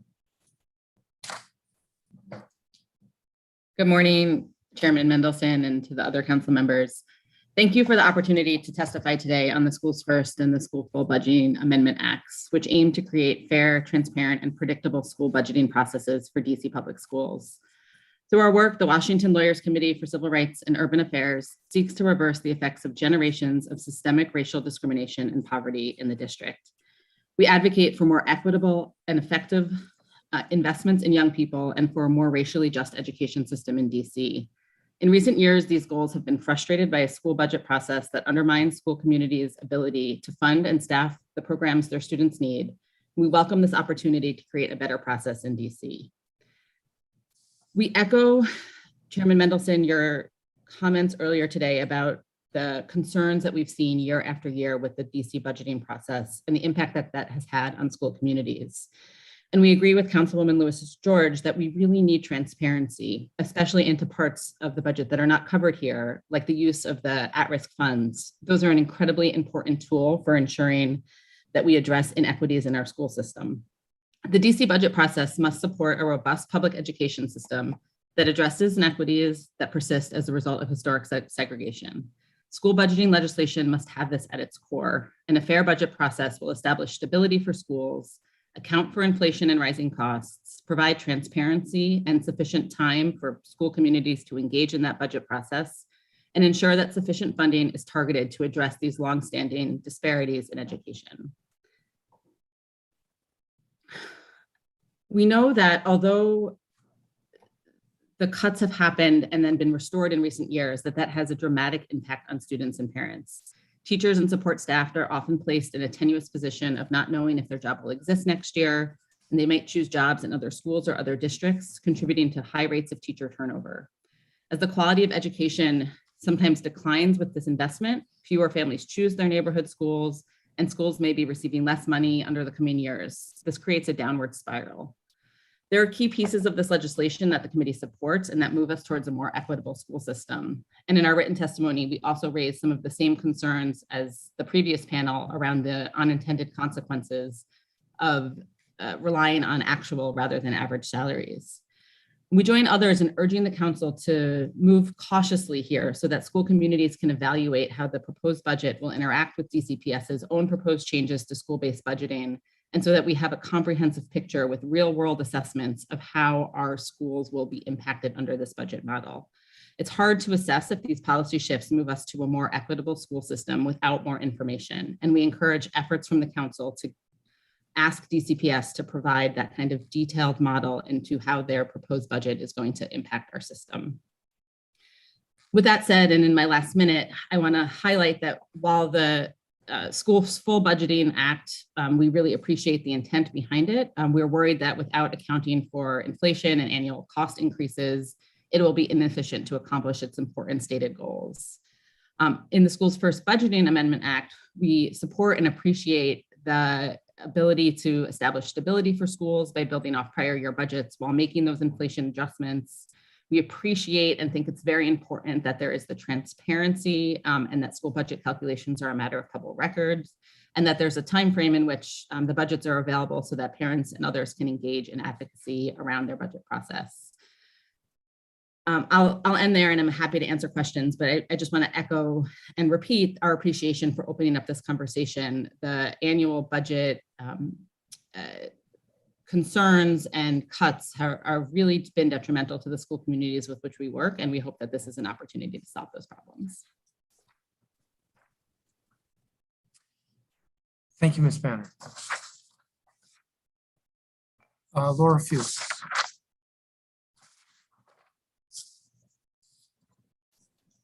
Sorry. Hello. Thank you for holding this. So again, I'm in class, so you might hear some noise in the background. So we've said it before, and clearly we have to say it again. Budgets are moral documents and are the foundation upon which our education programming is built. It is simply not possible to achieve our ambitious and important equity goals without equitable funding. And as we've seen time and time again, equity cannot be achieved if left solely up to a mayor and a central office team. It must be inclusive of the stakeholders and those who are actually implementing the policy, and we cannot operate in the dark. For the past 13 years, I've sat and sometimes chaired the local school advisory team at H.D. Woodson High School in Ward 7.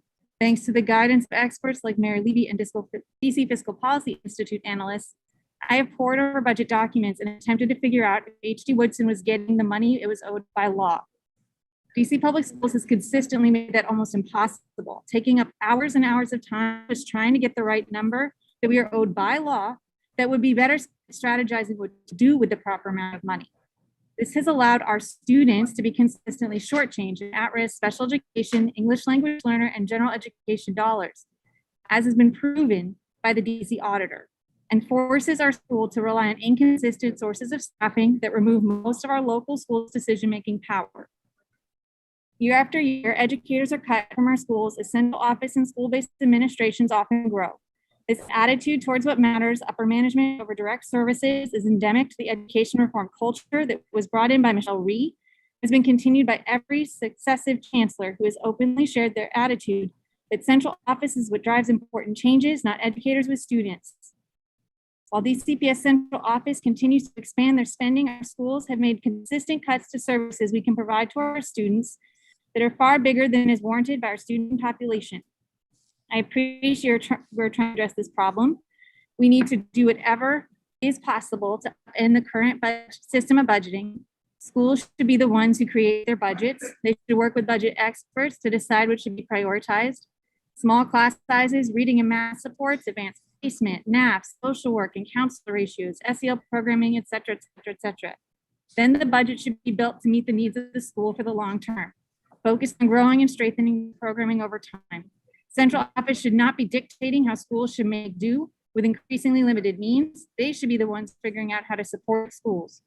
Central office should be lean and mean, better support schools and put the budget where it belongs, in our classrooms servicing our students. People have talked about the need to classify central office employees because right now they are lying. I also want to caution against assuming a buzzword like student-based budgeting will automatically fix our budgeting problems. Many systems like Chicago are trying to move to our model because it actually provides more stability and makes school budgets less dependent on enrollment numbers and instead focuses on what the baseline level of the school, every school should have no matter what. The problem we have in DCPS is that they are not following their own policies. Changing the policy without some mechanism to actually make them follow it will not change the problem. We should be enforcing the comprehensive staffing model and actually following it. Then every school would have what they need. Ultimately, none of this will matter if DCPS is allowed to flout the law with zero consequences. The council needs to use its budgetary authority to force DCPS to follow the laws that are being written by this body. My suggestion, stop pushing, hold the pay of all central office employees until the requirements are verifiably met.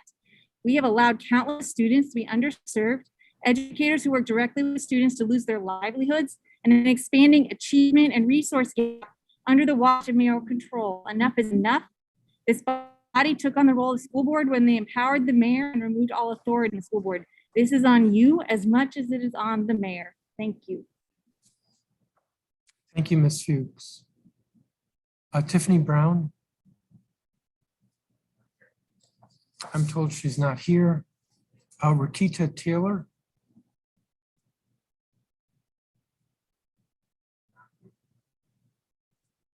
I'm told she's not here. Jessica Giles. Good morning. Yes. Good afternoon, Chairman Mendelson and members and staff of the Committee of the Whole. My name is Jessica Giles. I'm a Ward 7 resident and State Director of Education Reform Now, DC.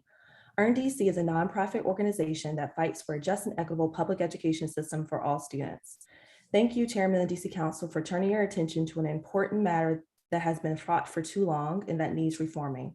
I'm happy to provide testimony on Bill 24-571 and Bill 24-570. Money is essential. Money is essential. But money alone is not enough to fix the complicated challenges in our public education system. It's not just about how much money is allocated, it's about resource equity. That is, how effectively our leaders spend their funds and whether funds are distributed equitably with resources following students where they are now.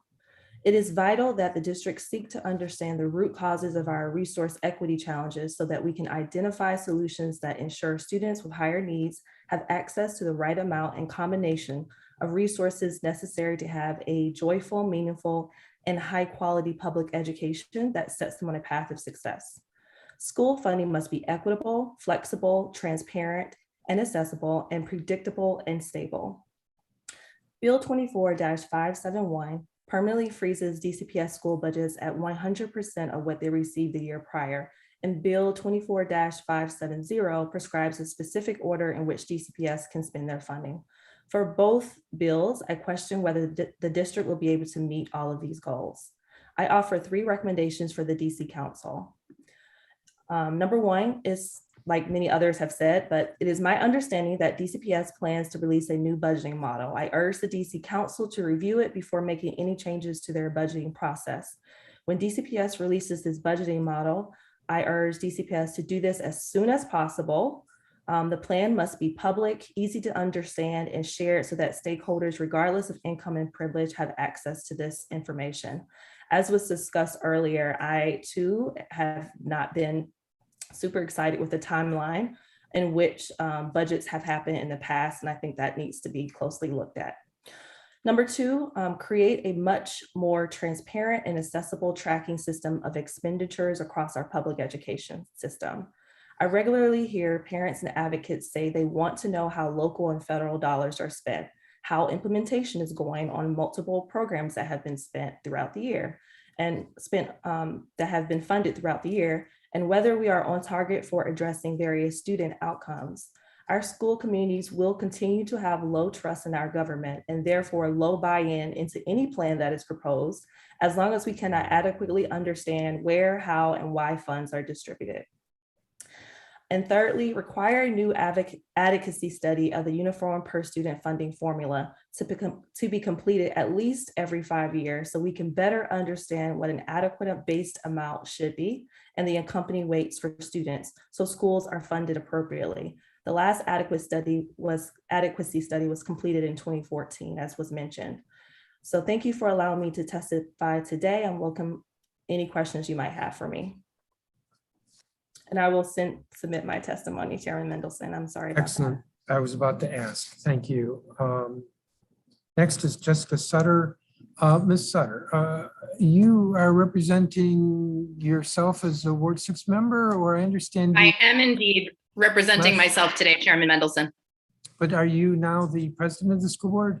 I am indeed, as of roughly 6 o'clock last night. Congratulations. Thank you, sir. I look forward to engaging with you on behalf of my colleagues in the future, but for today, it's just me. Okay. Thank you, Chairman Mendelson and members of the Committee of the Whole for this opportunity to provide testimony. My name is Jessica Sutter, and I'm honored to represent Ward 6 on the DC State Board of Education. I appreciate the intent of the chairman's two bills, 24-570 and 24-571. Each makes a concerted effort to address the turmoil faced by DCPS school communities each year during budget season. However, I have a few concerns I hope the chairman and members of the committee will consider as you begin to mark up this proposed legislation. The focus of these bills is on stability, but one reality of DC education is that very little about our system is stable. We see significant mobility of students year over year, which results in changing enrollment numbers at individual schools and changing needs for staffing and support at those schools. While it is admirable to try to minimize the impact of such mobility on school budgets, the mechanisms described in these bills set us up, perhaps inadvertently, for a system of potential double payment for phantom students in our dual sector system. It also seems to lack any protections for requiring appropriate increases for DCPS schools which experience enrollment growth in a given year. For instance, in my understanding of these bills, if a DCPS school loses 10 students in school year 23-24, and each of these 10 students enrolls in a public charter school, DCPS will be expected to fund their prior school at the same UPSFF level, but will not receive 10 students worth of funding from OSSI to cover that cost. Thus, the money will need to come from other sources within the overall DCPS budget. But charter schools will receive the UPSFF equivalent for each of those 10 students from OSSI as part of their budget. While the state will not double pay for these students, 2 LEAs will be allocating funding for these same 10 students. This may prove possible for a year or two, but as a compounding factor, such double budgeting will be unsustainable for DCPS without significant increases in expenditures on education at the state level. Additionally, the bills appear to begin with an assumption that central office bloat is the reason for annual budget cuts at schools. This is addressed in the bills by limiting the amount DCPS can spend on central administration to 3%. I concur with the chairman that school communities deserve to have adequate funding to meet the needs for serving their students. But I wonder whether the committee has evidence to suggest that it is wholly growth at central office which drives budget instability at individual schools. As I understand it, in addition to student mobility, growing costs of both labor and non-personnel services are key factors in school budget changes year over year. If my understanding is accurate, limiting the expenditures at central office may actually negatively impact the economies of scale employed by DCPS to responsibly serve the needs of students across schools within the LEA, for instance, for special education or nutrition services, without actually improving the budget situation at a given school. Said another way, Holding a school harmless for changes in its enrollment and providing it with the UPSFF equivalent as the prior year by pulling from central office budget to do so might still result in a school with reduced purchasing power. Finally, and most importantly, there's no clear provision in either of these bills to ensure that budgets for our schools are handled equitably. Keeping schools flat funded does not ensure our schools are serving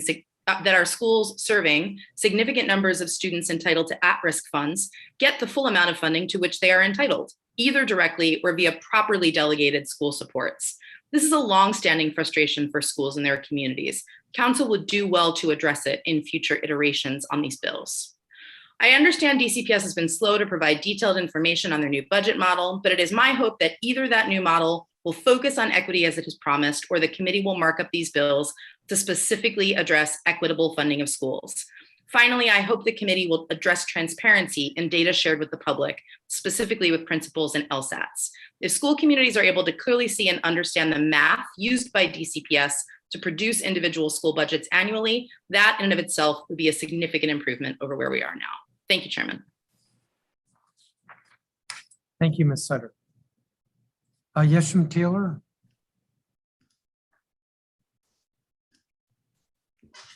Hello, good afternoon, Chairman Mendelson. My name is Yesham Sain Taylor, and I'm the Executive Director of DC Policy Center. I thank you for the opportunity to testify on these two school budgeting bills. A lot of the points I have put in my written testimony has been already covered by previous witnesses in ways much better than I could ever do. So in the interest of time, I'm going to stick to some of the points which I believe have not been covered before. I'll comment on the two bills separately, although I understand the intent might be to implement them together. But I'll start with the bill on the Full Budgeting Amendment Act, which will hold schools harmless or create a 100% safe haven. So the intent is to create stability. Now, in a year where there isn't a whole lot of inflation, the bill may actually achieve its intended goal. But in a year like this, where we are seeing a recorded 7% inflation level, the bill will not really address the angst that parents and principals feel about losing their budgets, because even if the school gets 100% of its budget, it will lose 7% of its spending capacity. So obviously a way to address this is to put an inflation adjustment in the bill, but that will have a fiscal impact. It will break the financial plan, at least the way we have it. The second point I want to make is this bill focuses on school budgets, but not actual expenditures. I looked at data from 2017, it's dated, but it's all I had, to see how much actual expenditures differ from published budgets at each school. Now, in every organization, whether it's a school or a for-profit entity, actual budgets and actual expenditure will never be the same. But I have observed that some schools spend 14% less compared to their actual budgets in 2017, and some spent 9% more. Part of it is because we don't really know what the enrollment will be, and changes need over time. But putting the focus on the budget and not the actual expenditure, I think will not really solve the stability problem. My recommendation for the committee is to consider a public expenditure tracking study to see how expenditures change over time compared to the budgets, and if there's something systematic that can explain it. Previous witnesses have talked about inequities in the system. We know that per pupil funding schools receive vary greatly. Some of it is driven by need, and some of it is because of historic inequities in the system. I provided some information on how these numbers change across schools, even similarly sized schools, after taking out at-risk funding. That's in my testimony. But my bigger point is, if we freeze current budgets in place and have 100% safe haven requirement, we will bake some of these inequities permanently into our fiscal picture or make it harder to reverse them. Those are my three comments on the first bill. I'll turn to the second bill and just briefly note that it doesn't currently really make a good distinction between what is central office, what is school budget, and what is school supports. It treats the central office as a purely back office function, like an accounting firm balancing books at the end of the year. But there are other things that the central office does that create equity. One example I can give is career service, college and career readiness services. That is a central office activity at DCPS. Its budget doesn't correlate with enrollment, but that provides students options or information about where they can go after school.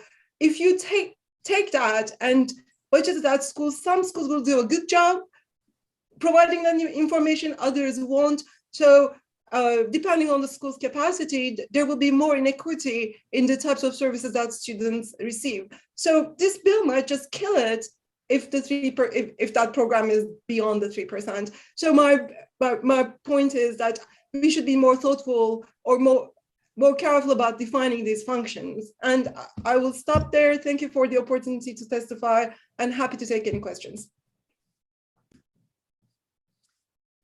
Thank you, Ms. Taylor.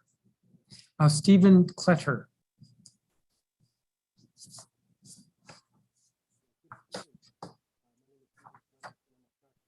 We can't hear you. You don't appear to be muted, but your audio isn't working. Me now? Yes. Okay, great. Sorry about that. Good afternoon. My name is Stephen Kletter, and I'm a practicing economist who has lived and worked in the District of Columbia for 25 years. I have 2 children in DPS schools. My youngest child attends Alice Steele Middle School. While I really appreciate the spirit of the proposed legislation, the problems with the current and new budget models run much deeper, as I will describe in part, and cannot be fixed by broad legislation alone. With 1,500 students, Alice Steele is by far the largest middle school in the city. It's helpful to remember that Alice Steele is more than 3 times as large as the average DPS middle school and more than double the size of the next largest. School size matters because the current CMS budget model used by DCPS underfunds large schools, even after accounting for student needs. To its credit, DCPS itself has explicitly recognized this problem in its summer 2020 budget presentations. This flaw in the budget model underfunds Alice Steele alone by over $2 million per year and needs to be fixed in a new budget model. The problem in the current CMS budget model lies in the general education funds, referred to as enrollment funds, given to each school, which are not needs-based. Under the enrollment funding model, many key budget items do not increase with the size of the school. So big and small schools receive exactly the same funding amount despite massive differences in size. Let's consider just 2 examples. First, the middle school investment is a budget item that allocates 2 to 3 additional teachers to each middle school. Any school over 350 students receives 3 teachers. Deal with 1,500 students receives the same number of additional teachers as a school with just 350. This single line item alone underfunds Alice Steele by up to 9 teachers. Second, each middle school, regardless of size, receives a fixed $100,000 for social emotional support. That level of funding does not go far when you need to serve 1,500 students. Some may argue that there are economies of scale in operating a school. And this is true, but only for very small to mid-sized schools. In contrast, as schools get large, research studies show that diseconomies of scale kick in, resulting in increased, not decreased, cost per student needed to maintain educational quality. Case in point, the Department of Education in Maryland, our next door neighbor, recently studied this very question and found that large middle schools with over 900 students require more, not less funding per student, which is why they recommend new middle schools in the state be capped at 900 students. Consistent with Maryland's finding, the new DCPS budget model needs to reflect the fact that large schools face increasing costs per student. I have attached a presentation that outlines this funding problem in detail, including sites to studies, academic papers, and DCPS materials. Regarding the proposed legislation, what we really need is a well-constructed and transparent budget model in combination with increased total educational funding from the city. If for some reason those modest conditions cannot be met, then some form of legislation would be incrementally helpful. Thank you for your time. Thank you, Mr. Kletter. Thank you to each of the witnesses. I did have a couple of questions. We'll have a 5-minute round. Let me see if I can figure out what questions I have.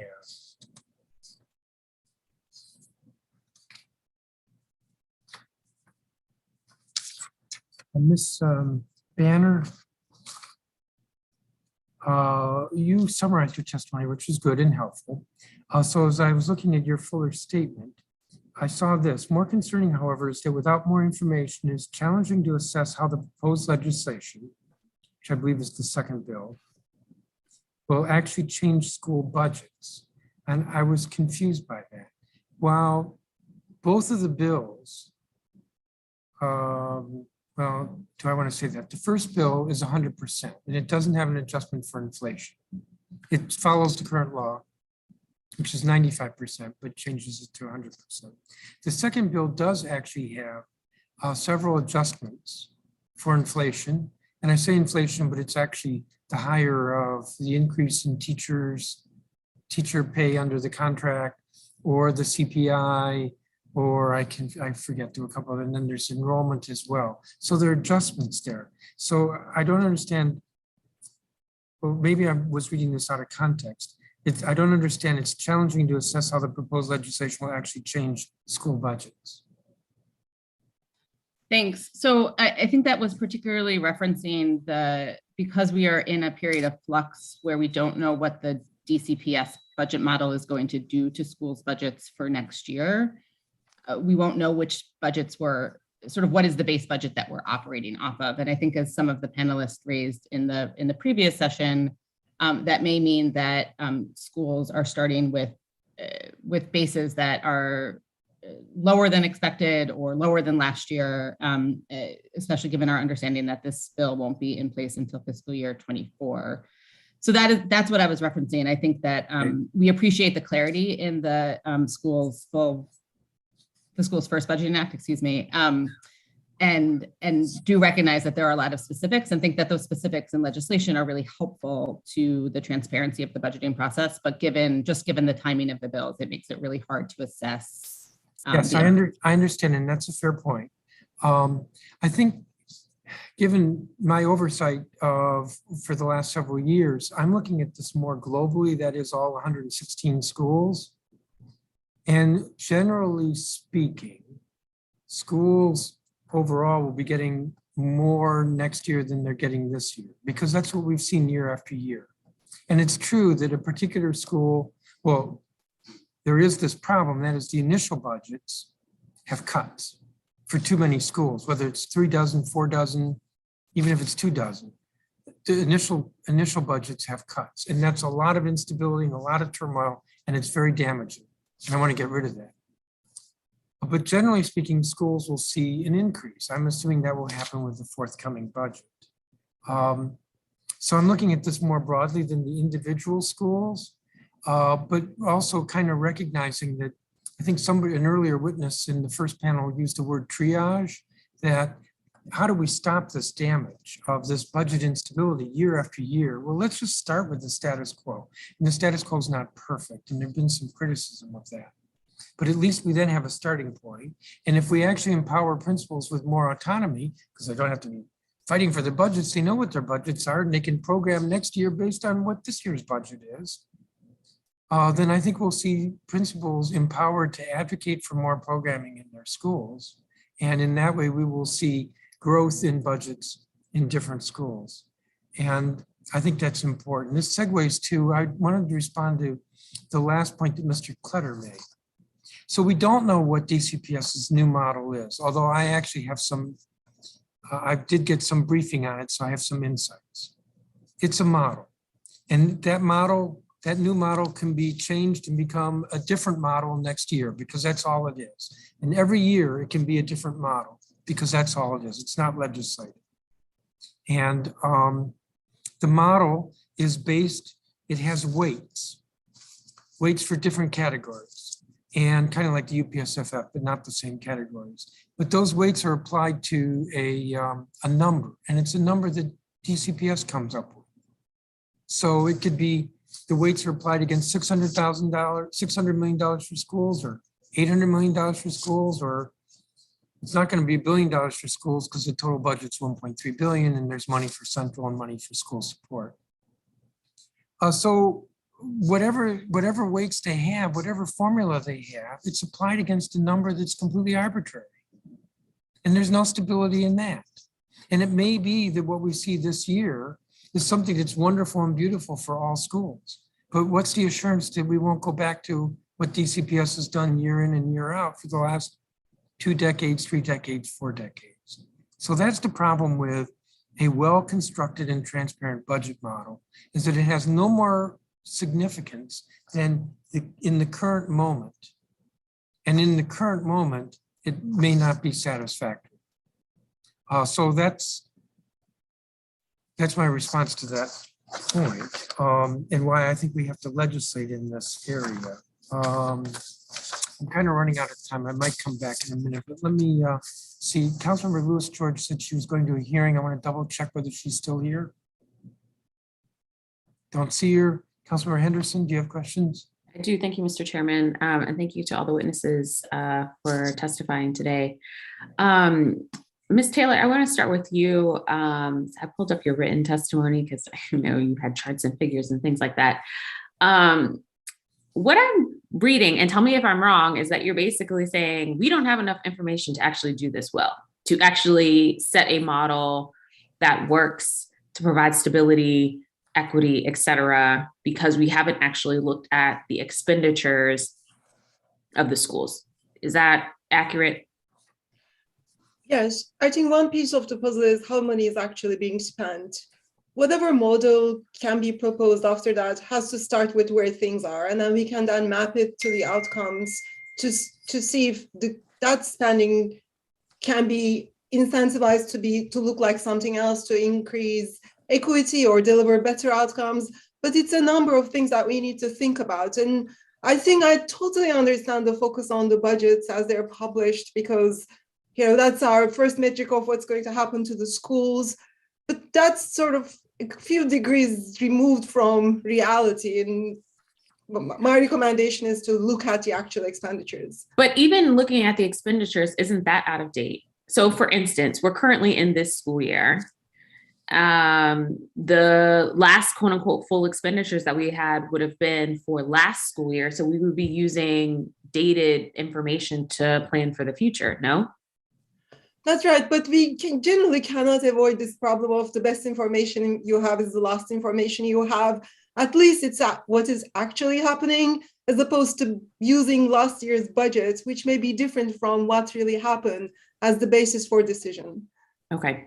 Ms. Sutter, I want to kind of bring you into this conversation because I think you were sort of bringing up a similar point around inflation. And I want to say this now so it's out there so we're all clear. So what happened last year was the mayor made this announcement of we're going to increase the UPSFF by 2%. And, wanted the fanfare and the cheers, when in fact, everybody knew that all that money was already going to increases in teacher salaries. So it really wasn't exactly an increase. Would it be fair to say that if the UPSFF increases are not matching the changes of inflation, that we are backsliding here? 100%. I also think there are known increases in costs in teacher labor costs based on the WTU contract. And so at the very least, we should be making sure that the UPSFF increases match that, because those are known and predictable, and they should be fully covered by any increases in the funding we're providing. Okay. And I would agree with you on that. I think one of my pieces of frustration here is that for many years, we pretend as though the UPSFF is driving everything, when in fact, it's a mark that is driving everything. And then we back into whatever that number is and then say, yay, the model works, as opposed to saying, no, we want to ensure that every school has a librarian, or big high schools have 2 guidance counselors for X number of students, et cetera. Take all that into account, add it up, and then produce a number on the other end. Ms. Sutter, in your testimony, you also sort of, I guess, kind of alluded to the situation that we have in terms of UPSFF as it relates to charter schools as well.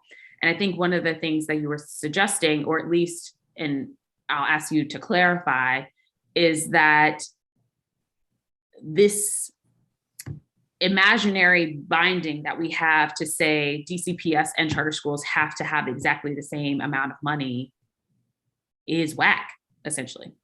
Colloquial, I know. But the point being is that it doesn't make sense given what we know about the system throughout the year. Yeah, so the one thing, I mean, I think the way we describe the system to the public is that we're funding, to your point, we describe the system as though the UPSFF is driving the budgets. And I think for charters, that's a little easier to trace in public record. I have 300 kids, they fall into these grades. When I run it through the formula of the UPSFF, this is where my budget is coming out-ish. My concern is that if we're changing this budgeting process based on a state funding formula, the UPSFF, but we're only applying it to one LEA, we're going to run into lots of problems. So we should be thinking about like, what's the appropriate way to be budgeting for all of the LEAs that adequately make sure they have what they need. And if there are changes needed to make sure DCPS is getting what they need, we just need to be considering what that does to the other LEAs in the system. It may benefit them. It may also seem to make things better for DCPS, but really put them in a precarious situation where they're being held to a UPSFF number annually, but not getting more money from the state to cover that cost, which means increasing cuts from other areas of their budget. I'm over time. Thank you. Thank you, Mr. Chairman. Thank you, Councilmember Henderson. Councilmember Nadeau. I thought I saw the Councilmember Nadeau was still here. Apparently not. I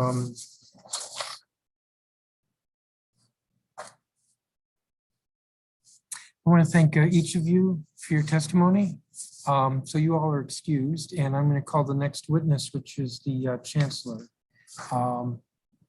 You'll still be able to attend or watch the hearing. Thank you again for your testimony.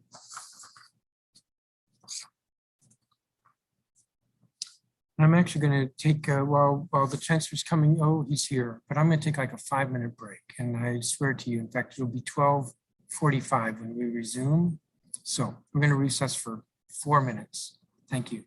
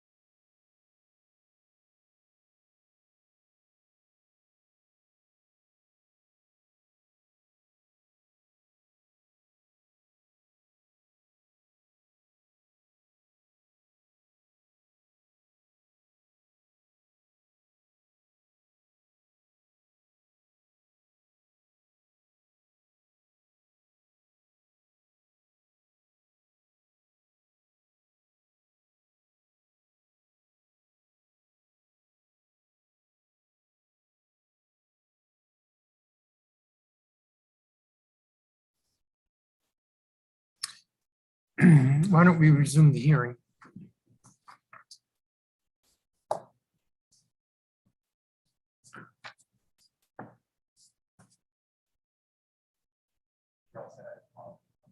Good afternoon, Chancellor.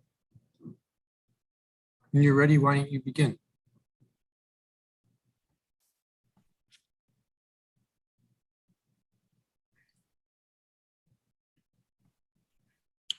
Good afternoon, Chairman. Confirming you can hear me? Yes. All right, thank you.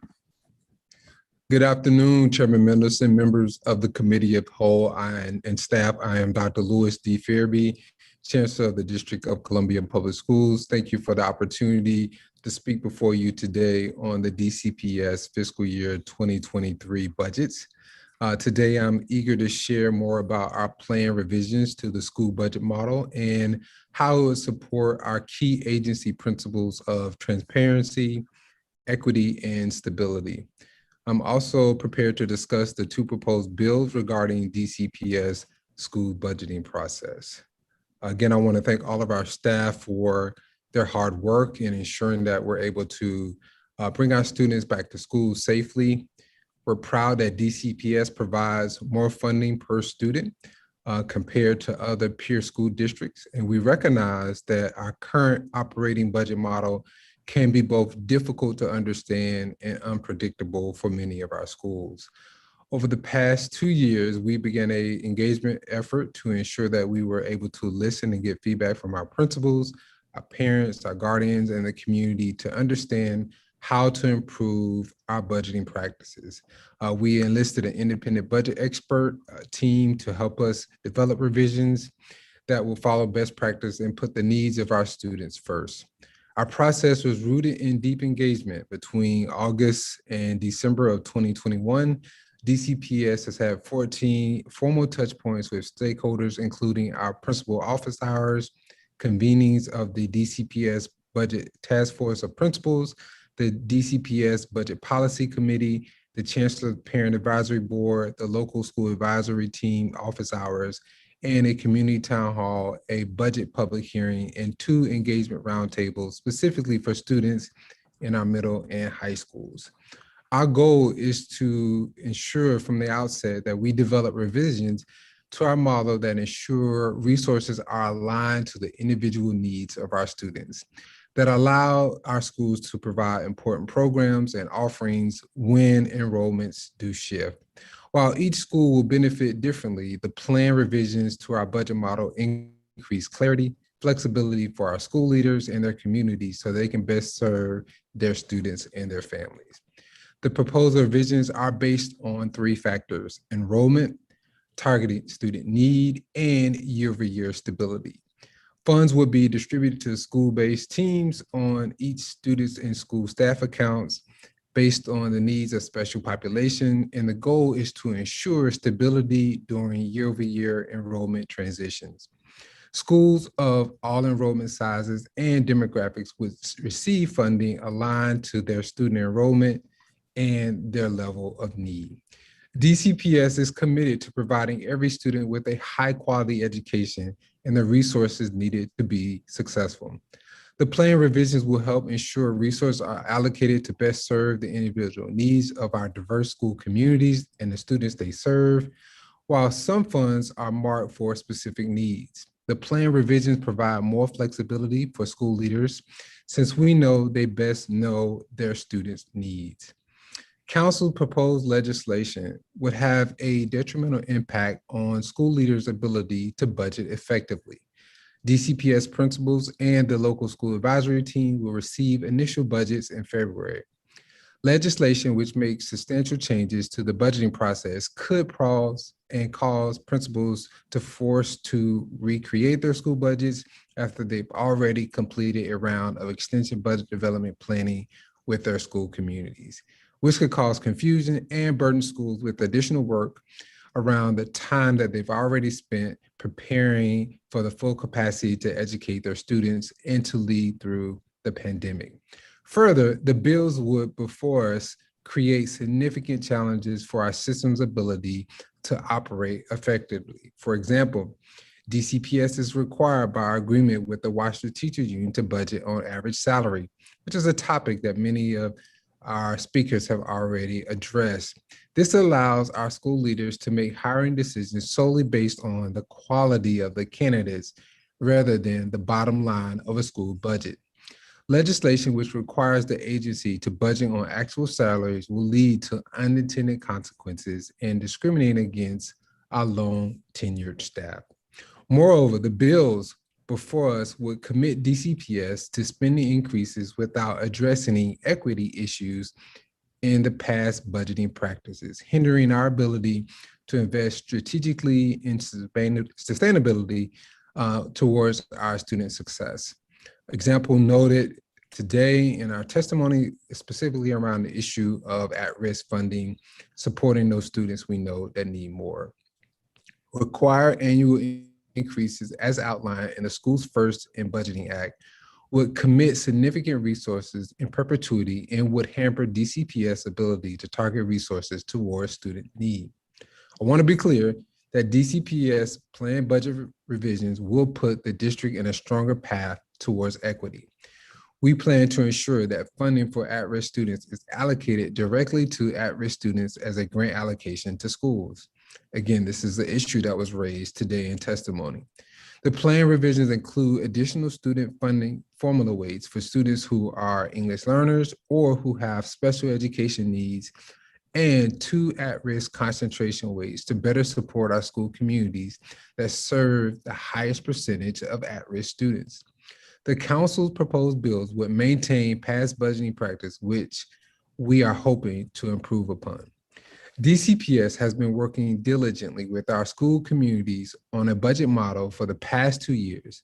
We're excited about it to move forward this year with the support of our parents, our students, our staff, and community stakeholders who work alongside us. We are committed to ensuring resources are aligned to the individual needs of our students while allowing our schools to provide important programming and offerings even when enrollments shift. We also plan to provide increased clarity to our school leaders in their communities that help guide how they can best serve their students and their families. In these unprecedented times, schools need stability and support.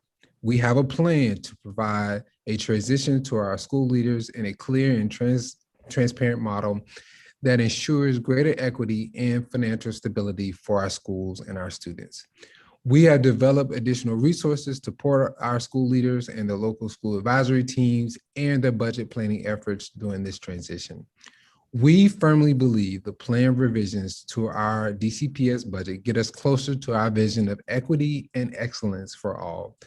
We respectfully ask the council to partner with us in this important endeavor and milestone for our schools and our families. I'm happy to respond to questions and comments at this time. Thank you, Chairman.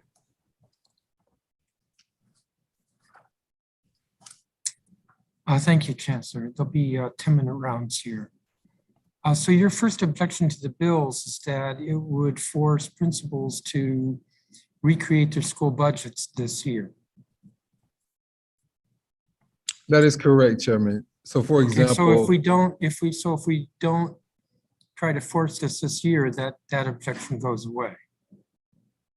Well, I think it's important to note what we're calling out here is DCPS produces a budget for schools to begin their planning, and then council then approves a separate budgeting process. There would be confusion among our principals and our local schools advisory team, and there could for be this year. two streams. But if we don't force it for this year, then that objection goes away. When will the LSATs get their budgets for the school year 22-23? Yeah, so for fiscal year 23, which supports school year 22 and 23, schools will receive their budgets. This will be their initial school budgets for planning in February, which is consistent with our time period for allocation. Can you be more specific?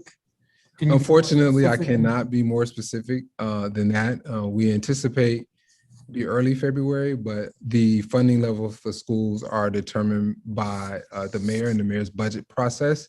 And we have not received those funding levels at this time. When you say the funding levels are determined by the mayor, so DCPS gets a overall budget. This year it's about 1.3 billion. But within that budget is the funding that actually goes to the schools themselves. Which of those numbers does the mayor determine? The mayor determines the entire DCPS budget and funding levels. So your answer is both. She determines both. Correct. So for example, the uniform per student funding formula, which generates a significant amount of the budget that you've referenced, the funding formula has not been determined for DCPS at this time. Sure. So she will make the decision. The next year's budget will be, let's say, 1.3 billion, and she will make the decision that of that, the portion that is for schools as opposed to school support or central administration, that the amount for schools will be, let's say, $600 million. Yeah, so the funding formula will dictate how we allocate resources to school first. Yes. It Okay, will so also, let me it will also impact. Go ahead, sir. So let me go there. So the model formula that you're developing has weights. You said in your testimony that they're weights. So those weights are applied to that number for schools. Is that correct? Right. So once we receive our funding levels, we will determine the allocation that each school will receive for their baseline enrollment. That's based on per student for each school. Then layered on top of that, schools. No, I didn't ask you to go through the whole model. Okay. The question was the weights that comprise the model are applied against a number. Well, we begin with determining a baseline number for each student. And then we layer on the at-risk grant allocation that I mentioned earlier. And you can only do that if you know what the total amount is that's available for schools. Correct. You do need the funding levels to make those determinations. So what is to guarantee that, because that's only a portion of the total DCPS budget, what's to guarantee that that's going to be the same year after year, or that it will grow with inflation? Well, I mean, I think the budget from the mayor also, considers the city revenue and funding levels. So, I think that's difficult to predict what that will be year over year. But in some, as many referenced today, we understand and recognize the need for stability. You've heard that in my testimony. And the expectation is we would deliver on that given the current revenue. But I don't see that guaranteed here. So let me be clear. The mayor decides what to propose to the council. The council makes the final decision, but the mayor decides what she wants the total budget to look like. And then of that, how much goes to DCPS. And then according to your testimony of that, how much goes to schools has a big line, let's say 600 million for schools, against which the weights are applied. So in that approach, schools are last in line with regard to how much money is available. They are left over in terms of how much is available. First, before the schools comes DCPS. No, I think you got the order in the wrong sequence. So we would determine the school's allocation first before there are any other allocations determined. How can you do that without? You can't do that without first deciding how much money is available for the schools overall. Right. So you need the overall agency budget. And for DCPS, that's primarily driven by the uniform per student funding formula. All right. So you said stability. And you also said that your model is based on enrollment. So one factor is enrollment. Yeah. And so I was trying to speak to the layered approach. If we could just have a quick minute here to outline that. So the initial budget would be based on one, the enrollment of the school. Secondly, their at-risk grant allocation. And then layered on top of that would be additional weights for at-risk concentration, and then additional dollars for language learners and other special population. And then we would apply a safety net to determine if a school has a stable budget year over year and add additional resources as needed. And so those are the layers that will And be applied. every one of these is discretionary. So every one of these elements can change. You can change it next year. There's nothing this is not set in concrete. It's not set in statute. Every one of these elements can change. But I wanted to ask you about stability. So the a school loses 50 students. An elementary school has kindergarten through 5th grade. We'll even say pre-K through 5th grade, and it loses 50 students. So it's going to lose some budget money. By my calculation, over $300,000. But those 50 kids are spread among 5 grades, 6 grades. So it doesn't need to, in fact, it can't lose a 1st grade teacher because its 1st grade population didn't go down that much. And yet it would lose at least 3 teachers if it loses $300,000, which it would lose because its enrollment dropped under your model.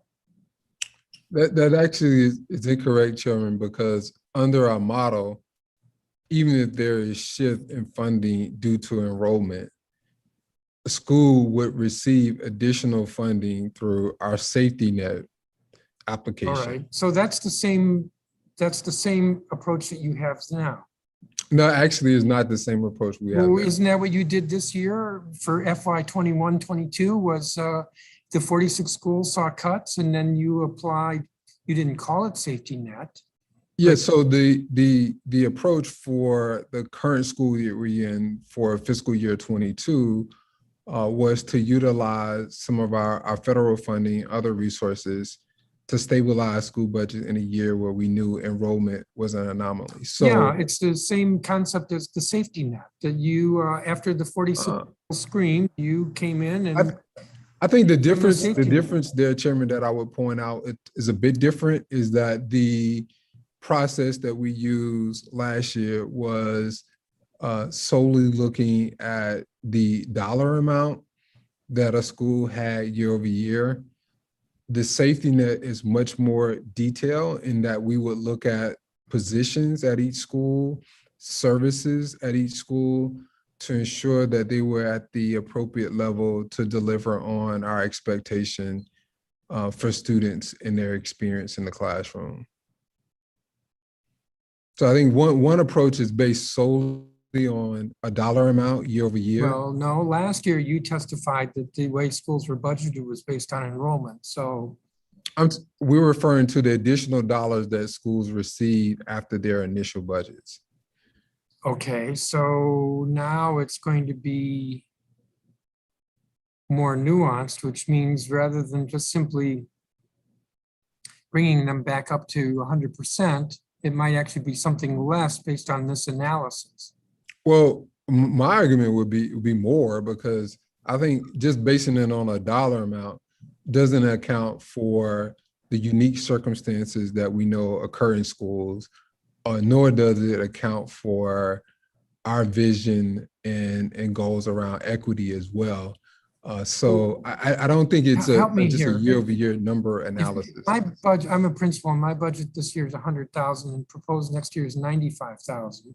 So what you did in the past was you simply added 5,000 when everybody screamed and I was up to 100. But now what you're going to do is go through some analysis. Well, if you're going to go through some analysis, it seems to me that they could end up that I don't get my 100. I end up getting something between 95 and 100. Yeah, I just don't see it that way, Chairman. I see this really as an opportunity for us to consider multiple factors that would allow us to determine if a school needs additional resources. There are many programmatic shifts that occur that we would review. For example, many people reference today. Oftentimes there are changes in special education programming year over year, other unique circumstances that change a school budget. And so I think this approach looks just beyond the numbers. So in your example, if you're comparing 95,000 to 100,000, there's a lot behind the scenes that we would need to consider to determine a school's budget. And I think just looking solely at a year-over-year number and ensuring that number is constant is not always the best approach to, one, consider equity, and then also ensuring that school have the appropriate resources. Well, yeah, but as I said at the beginning of this hearing, I think really the difference is discretion versus stability. So if you have 100,000 this year and you're going to have 100,000 next year plus inflation, that's more stable than if your budget's going to be the result of various calculations, none of which are set in statute, all of which can be changed in all or in part. It's stability versus discretion. And yeah, well, I think the ability to go beyond what we see as financial stability in terms of resources that school needs are important. So, for example, let's go back to your $100,000 analogy. Let's say a school had $100,000 and they get $100,000 again. Well, that may not account for the fact that we know that school has a very significant increase in the number of language learners, which requires more resources than they had to give before. Let's keep this in the context of the two bills, because the two bills, or the one bill, the Schools First, absolutely does account for an increase in English language learners. So I was making a very fine point about stability versus discretion. If you're going to counter that by saying, well, what if there's an increase in ELL or SPED students? Well, then we'll talk about the bills, and the bills do account for those increases. How does the bill do that? It says that the budget will be adjusted to include, it will be increased to reflect an increase in SPED or ELL students. And what process would that be? The same process you use now, which is projection. Yeah, I mean, I think I think we already have a process that addresses that. So I don't see a need to create a separate process than what we've already established. And I have very deep concerns with the average salary approach that I mentioned earlier as it relates to our teachers and the unintended consequences. I'll ask you about that on the second round. I'm over my time here. Council Member Henderson. Councilmember Lewis George is here. Miraculously appeared. Councilmember Lewis. I am. I'm doubling up, tripling up actually. But thank you. And thank you, Councilmember Henderson. I want to, and I guess Happy New Year, Chancellor. I haven't seen you in this new year yet. I know. Happy New Year, Councilmember Lewis George. Good to see you. Good to see you. Want to just start here. Why hasn't DCPS shared mock budgets for each school using the new budget model? I don't agree with your response to the council's letter that sharing these would cause confusion. Why can't we see how the new model will affect schools theoretically before jumping into the LSAT process? Right. So it is a challenge, Councilmember Lewis George, of having the inputs. So once we know the funding levels, we can create a budget and schools will be able to see their budget for this school year. But we believe that creating a hypothetical budget based on inputs that may not be accurate would create much confusion for schools.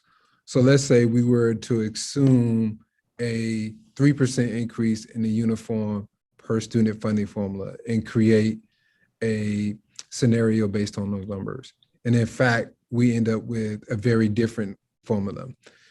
We think that would create lots of confusions for our school communities. And we believe that once we have our inputs, we can create the numbers. But what we've been really clear with our families about is our methodology. And as I shared earlier, that includes ensuring that there are dollars based on a baseline enrollment. And then we also consider student need based on weights that I mentioned earlier, and then the safety net as well. I get that, but shouldn't we start with current services funding levels as the input? I don't understand why the mayor's mark is your input. Yeah, so I mean, if we start with the current funding level, for example, then we would be assuming that we would have the same dollars that we had the year before. And DCPS historically has not had the same dollars year over year. There has always been some type of adjustment to the uniform per student funding formula. Right, but current funding would be us assuming we have the same dollars year over year. Right, but we know that there's been shifts at the school level that would dictate funding, and then we know that we're anticipating additional funding levels.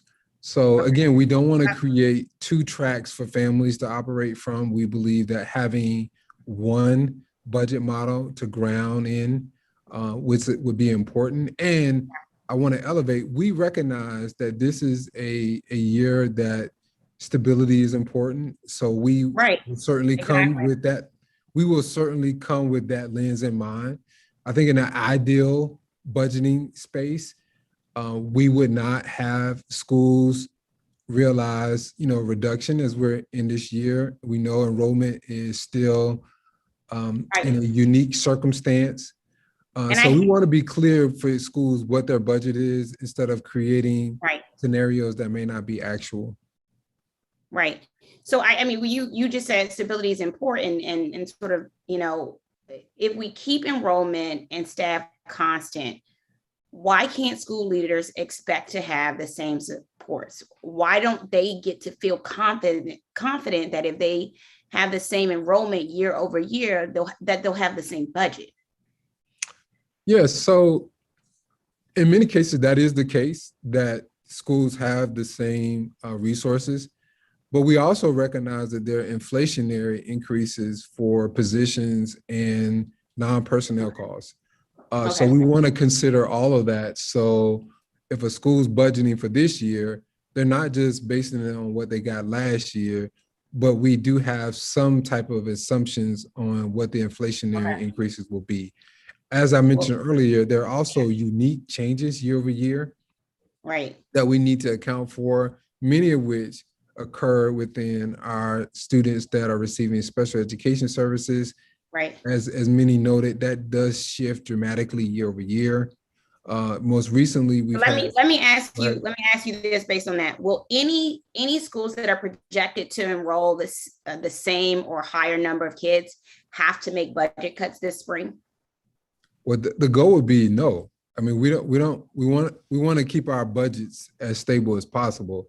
However, I can't speak with absolutes without having our budget, and ultimately the mayor will determine our budget levels. Okay, so maybe. How will the new budget model ensure the at-risk funds are used to supplement and not supplant regular funding as is required? Thank you so much for asking that question, because one of the reasons we believe that this model is so important in lieu of the legislation is it allows us to create a separate grant allocation that would be aligned with the percentage of dollars that go directly to schools based on the number of at-risk students in their building. So we believe that's an important feature to call out as a part of this new model. It is a level of transparency that we have not been able to achieve with our current model because the at-risk dollars have been baked into the comprehensive staffing model previously. Okay. And I know you heard testimony about this, so about sort of some of those baked in, into the funding. So currently things like recruiting, fingerprinting, and substitute teachers are included in school level budgets, but managed centrally. Is that something you plan to continue with the new model? Yeah, I heard that in the testimony. We will continue to be very transparent and lift up what we call the holdouts. So those are the things that you just mentioned. There are items that are in the budget, but we don't necessarily hold school budgets to, but we do need to account for those costs. What I would say is the most important part of that conversation is just ensuring that we don't go down a path of utilizing actual salaries for teachers. Right. Because I do think there would be some unintended consequences of that. But in terms of the holdouts, we do publish those annually, so everyone can see transparently what they are. Okay. Earlier witnesses testified about the impact of moving self-contained special education classrooms.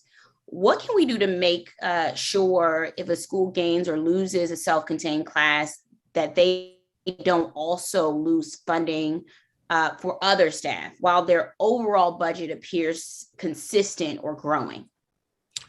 Yeah, so a part of this model we hope will address that is that we will have specific weights for the special education services provided in that population. So hopefully that will help provide some clarity.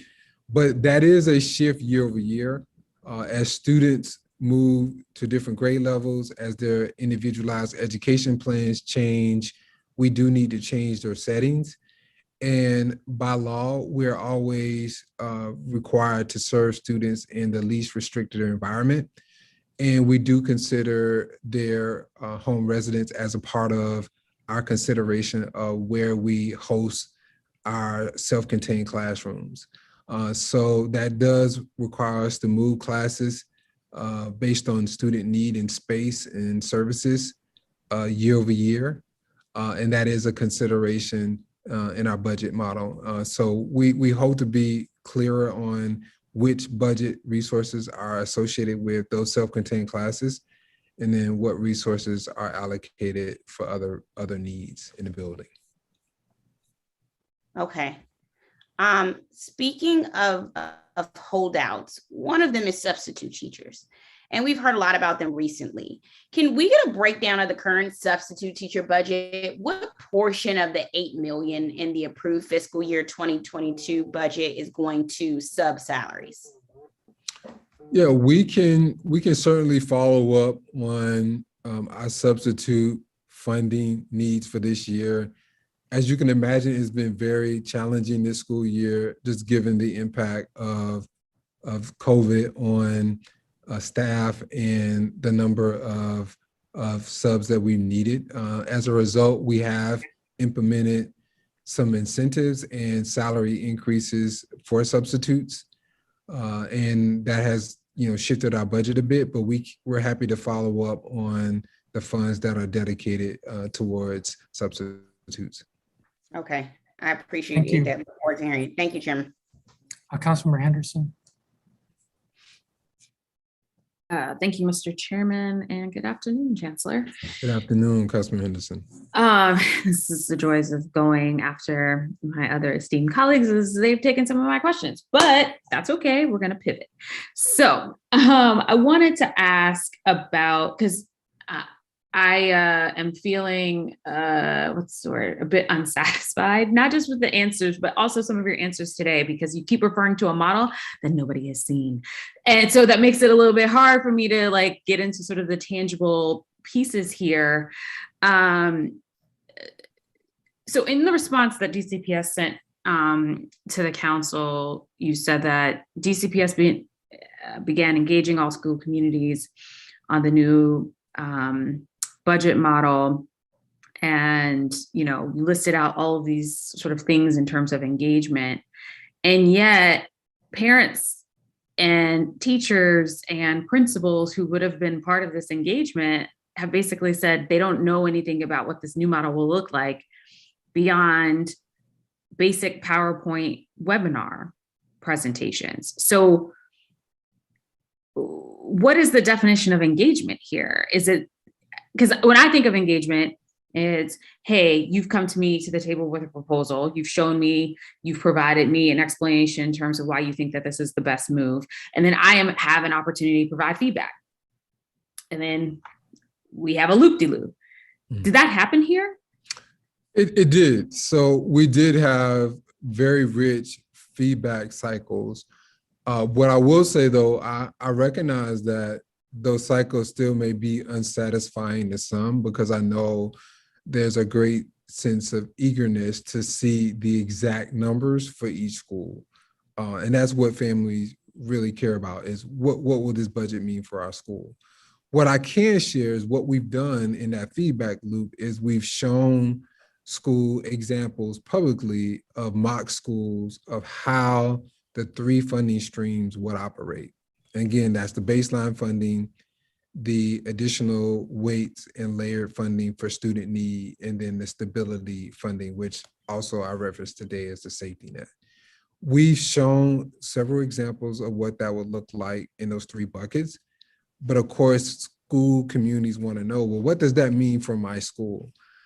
And we're just not at a point where we can produce that. As I mentioned to Councilman Lewis Jordan, I think it would be lots of confusion if we produce that and say, here it is, but we don't really know what the funding levels will be. Mm-hmm. I think it's important to allow for the budget to be determined, and we're almost there. So, you know, but so like someone like me, I try to be, well, you know, I'm a visual learner, right?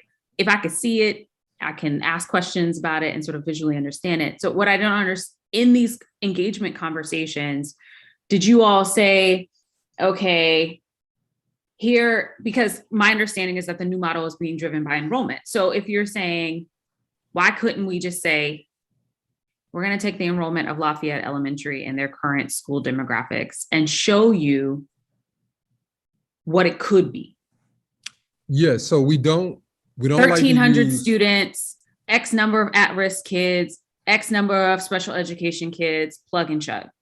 Yeah, so what we don't like to do is use specific schools in DCPS. So we use mock schools. So let's say we say school A. Okay. We show school A in those funding streams. And I want to be clear, point of clarity, that it's not solely based on enrollment. So enrollment is one factor. Student need is the second, and then stability would be the third. And we show in these 3 funding streams how that would play out for schools in a scenario that we just described. So we have done that. But of course, people want to know, and I understand the eagerness to have the specifics on their school, want to see that played out for their specific school, which we will produce. And we're a few days away from where I think we'll be in a position to issue to schools their budgets. But I want to also note that actual numbers for school budgets is always determined around this time of year, and schools don't know those numbers until they're issued. Now, I recognize that we're in a different space because there's been some revisions, but over the last 2 to 3 years, we've also had some revisions where we refine the process. And this probably won't be the last time because we are in a cycle of continuous improvement, and we want to. Right. So, but for the last 2 to 3 years, there have been changes in terms of the UPSFF. There haven't been these massive changes in terms of the comprehensive staffing model. So I can appreciate where you're coming from and saying we're on the same timeline, but frankly, the circumstances are not the same. And to suggest that it is like we've been doing for the last 2 to 3 years, I think would be disingenuous at best. You're making a fundamental change here. Well, I wouldn't say it is a complete restart. So we are taking the best of both worlds, right? So there are elements of the comprehensive staffing model that is baked into this. We understand that we have benefited from having very specific staffing expectations for our counselors or our mental health professionals, and most recently, school librarians. So there are very specifics that we could point to that are very much so aligned to previous years. Okay. But we have introduced, for example, I don't know, it was last year, maybe the year before last, for example, the Chancellor Budget Assistance, which was another stream that was added to the comprehensive staffing model. But there have been modifications that we've made in our goal and our mission towards greater equity and transparency. And I'm most excited about in this model has been our emphasis on the at-risk funding, yep, which we hear about every year that we're. No, and yes, we've heard about that every year. And I can't get excited with you because I don't know what you're talking about. Until you see it. I got it. So you see what the problem is here? Give me a little bit more time. And then we'll be able to share that. So let's talk about then what will be coming.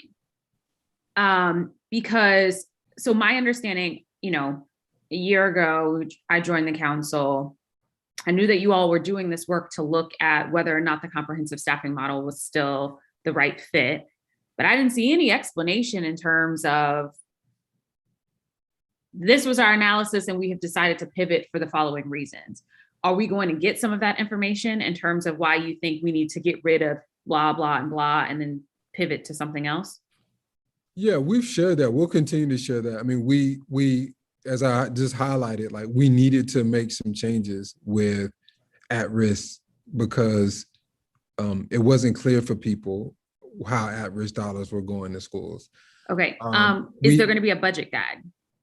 Yes, we'll produce a budget guide this year as we've done in the past. Okay. I think you mentioned something about we'll provide more time to LSATs to turn around their budgets. Is that, or LSATs in schools or no? Yeah, so what I communicated earlier is that we'll have anticipated the same amount of time that we typically give LSATs to work through budgets. The goal is to get out the budgets to schools as soon as possible and to give maximum time possible to schools to work through their budget. Will there be any kind of crosswalk? Crosswalk, how so? What you mean? So for instance, I would imagine that if I go to dcpsbudget.com or whatever your website is that you do the budgeting stuff, the format of how you're going to present this new budget is going to look different than what you did last year. Yes, so there will be infographics, crosswalk, if you will, explainers that outline all of the pivots that we've made to be responsive to the feedback that we receive from the community. Specifically, we'll highlight those that are shortcomings of the CSM and how we've addressed that. Okay. One of the things in the past that has also come up as an issue is around things being moved to school budgets that weren't there before or in the past. So for instance, school security wasn't a school budget item. School security used to sit at central office and then it got moved. Fingerprinting didn't always used to be considered as part of the average teacher salary. It used to be considered a central office thing, and then that got moved. Are we going to be able to see a breakdown of what is considered a central office function versus not? But I guess. Yeah, I think some of those things that you mentioned earlier were in the category we call holdout. So we'll produce in our documents all of those things that are costs that may be on the school's budget that are covered centrally, but they will not be things that will be schools will be accountable to as they build their budgets. And so we want to be really clear about that. And that's something we'll outline in our budget books that schools will receive. And we also will have the budget guide and information about the budget model on our website. And that website is dcpsbudget.com. I'm over my time. Thank you, Mr. Chairman. Thank you, Councilmember. So I want to go back to the issue of stability. Stability is certainty. If principals don't know what their budgets are for next year, I don't know how we can say that this model is stability. And we'll repeat this next year with this model because every year it's going to be the same process. It will be the same process every year. The mayor has to decide.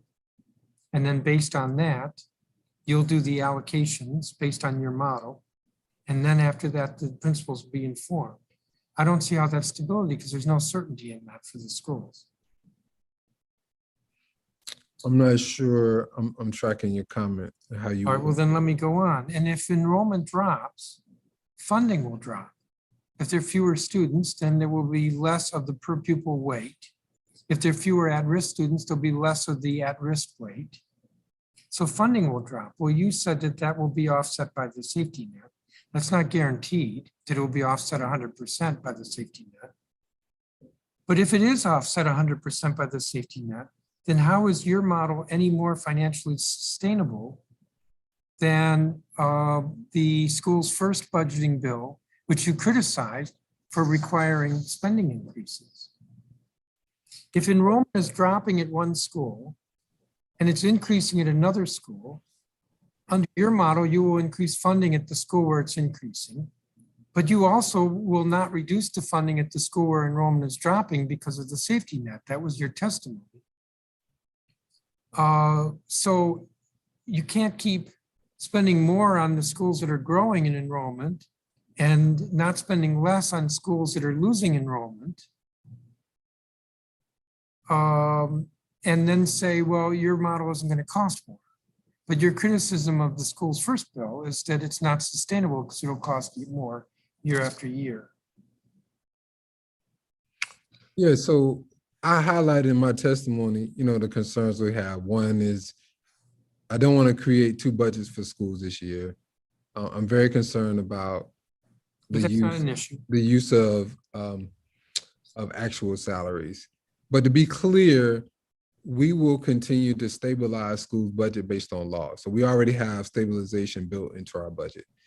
Well, that's 95% under the current law. Correct. And then we also have— That's the most that you're promising, is 95%.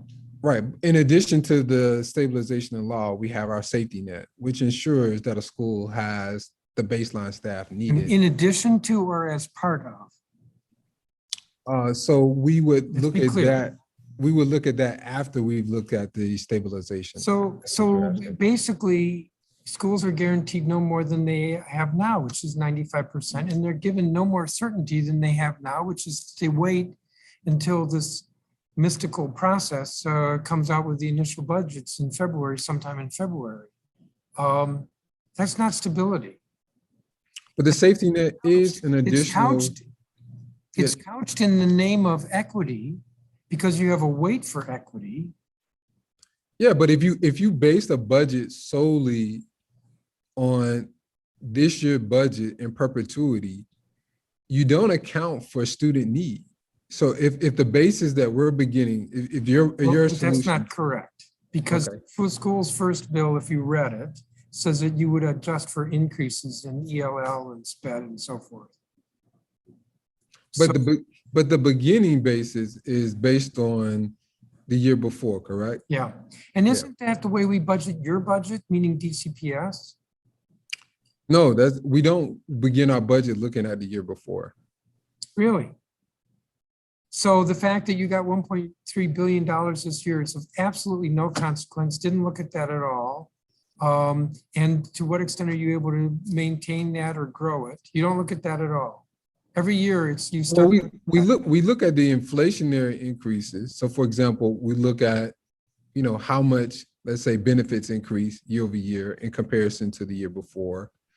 And there's other considerations based on the year before, but we don't start our budgeting process on, well, this is what school got. All I know is that the budget books that we get list for every single agency, DCPS is no exception, what the current year budget is, what next year's budget is, and what the percentage changes in that budget.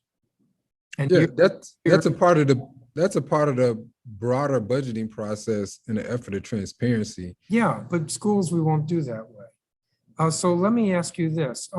What in your model prevents cost shifting? And I'm a cost shift? Yes. Please explain. That schools this year aren't paying for security, but next year will? Or next year are not paying for substitute teachers, but the following year will? That's cost shifting. The cost central and school support will be shifted to the schools. Yes, so we will, there's no plans to shift any additional costs to schools. What in your model prevents it? Right, so but the safety net will always be the final check to ensure that schools have baseline services. But you already admitted the safety net is only to bring it up to 95%. No, I said that we start with the 95%. The safety net is in addition to that. And that won't require budget increases, which is the criticism of the two bills that are subject to this hearing. Well, I mean, I think it depends on enrollment. I'm very hopeful about our enrollment and our ability to increase our enrollment. We've been challenged over the last 2 years as relates to enrollment due to health emergency. But it is something that our schools continue to work So on. will your model be adopted as regulation so that it's binding? Adopted by regulation by who? By the government? Yeah, I don't foresee a need for the government to adopt a regulation on DCPS's revisions. What other jurisdictions did you analyze as you were developing this model? Yeah, great question. So I'm glad you asked that one. So as I mentioned in my testimony, we secured support from an independent team of experts that have the ability to tap into urban school districts across the nation. So we were able to benchmark ourselves from many urban school districts that look like us, have similar populations. And so we were able to learn from systems across this, and not only just across the nation, but systems that have had great success. And Education Resource Strategies led this, and they're a national leader in school finance. So which other school districts are using a similar model? I mean, I think there are variations in other cities. So I don't want to get any specifics on any city because I think it looks different. I can speak specifically to Indianapolis because I served there as superintendent. It's one of the districts that Education Resource Strategy supported. They have an allocation model that's similar, but we created a model that was unique to our needs and circumstances. So then this model is unique. In some cases, yes, based on our unique circumstances, because we, for example, have some commitments that we made that are unique to DCPS. So again, I go back to the decision we made around school librarians that we had a lengthy discussion on. That's not a strategy that you would typically find in a school district. And there are many, some commitments that we've made that are important to our model. And again, we built on some of the things that we learned from the comprehensive staffing model as well. So let me ask you about average salaries. How does that work? And let's just take a typical teacher. So I'm not talking about any special position. Do you add up all the teachers and what their salaries are and total that and divide by the number of teachers and that's the average? Well, I don't think it's that simple. And again, I think this goes to some of the unique natures of DC. Of course, we have the at-risk. So I want to call that out as a consideration, but it's specifically at-risk has nothing to do with calculating the average teacher's salary. Right. So to go back to salaries, first we work with the OCFO to determine average salary, and there's an annual review of what our actual salaries are.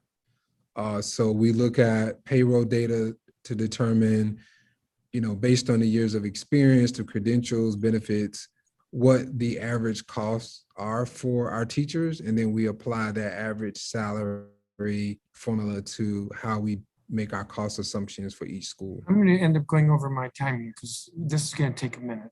I'm not following. If you take your teachers' salaries and you add them up and then divide, why isn't that the same as what I said? Because we also consider inflationary increases in our payroll data, specifically for benefits. So there's the compensation side of it, but then there's also benefits that must be considered as well, and benefits usage rates, which are now also— You said inflation, that lost me. So you're talking about next year's average salary or this year's average salary? Right, so the average salary changes year over year. And it is also driven by inflationary increases in benefits. Okay. If I want to know the average salary today, I can't just simply add up the number of teachers and their salaries and divide by the number of teachers?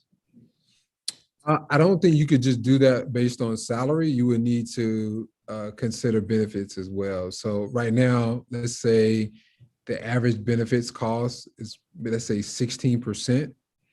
So you would have to bake that into your additions. Yeah, I'm not getting why this isn't a simple answer here, but be that as it may. So there's an average, and you know, the president of the teachers union testified that there were all these things added into it.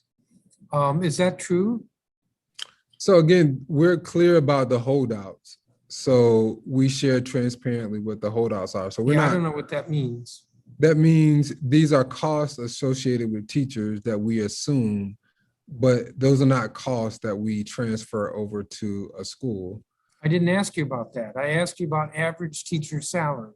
Right. So average teacher salary is based on payroll data and benefits. And so President Pogue Lyons was incorrect. I didn't hear all of her testimony, so I'm not sure what she. Well, she testified that Central's cost for fingerprinting is added into it. And some other costs were added into it. Recruitment was added into it. Yeah, I don't see how that's added into average salary. There are additional holdouts. Fingerprinting is a part of a holdout. A holdout refers to what the schools are charged. I'm not talking about what schools are charged. I'm talking about average salary. Yeah, so these are additional costs based on the school's budget and what we publish that are cost assumptions. So we publish what the salaries are, what the benefits are, and what the holdout costs are. Okay, the calculation of average salary is strictly limited to actual pay plus fringe.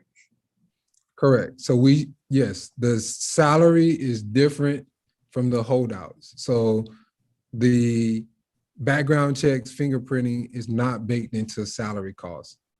Okay, so you come up with a figure. Let's say the average salary is 100,000. That means half the teachers are less, half the teachers are more, roughly. You following me? I think so. Half the That's an teachers average. more, half the teachers less, right? Keep Roughly. going.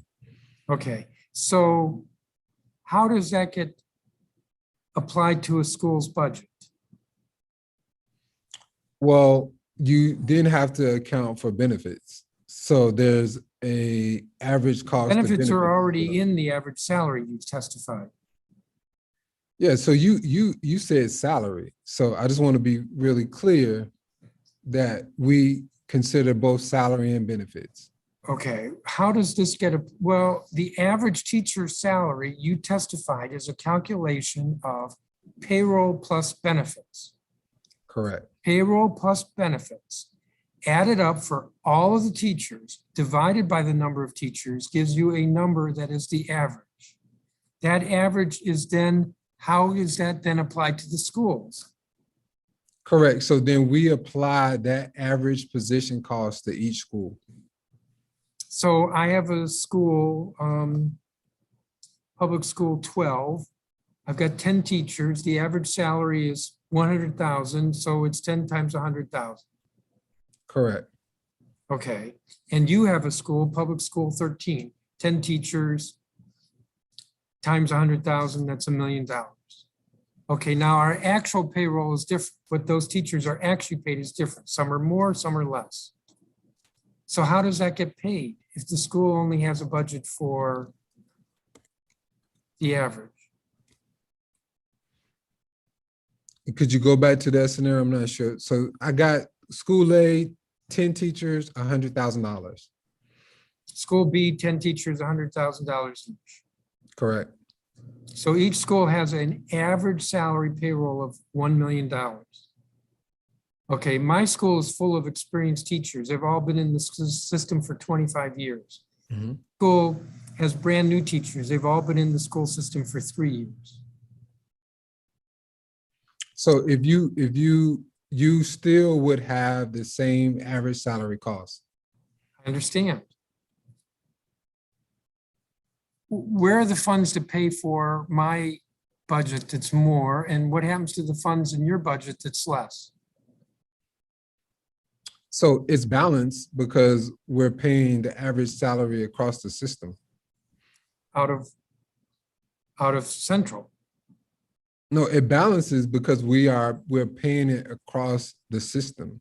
So like you said, if you have 50% of the teachers above, 50% below, then we're covering the average cost across the entire system. Let me try again. I have a budget under this scenario, $1 million. My actual payroll, because they're all experienced teachers, is let's say $1.1 million. Well, I don't have a budget for 1.1 million. So when the teachers get paid 1.1 million, where does that money come from? It comes from the entire teacher salary pot. So when we budget for salaries, we budget for the entire system. Okay, so then I'm having to guess here because you're not helping me. So does $1 million come out of my budget and then another 100,000 come out of DCPS Central? It doesn't entirely come out of DCS Central because I have a budget of. So each school is carrying the average salary cost. They're not covering actual salary costs, which is what I don't recommend.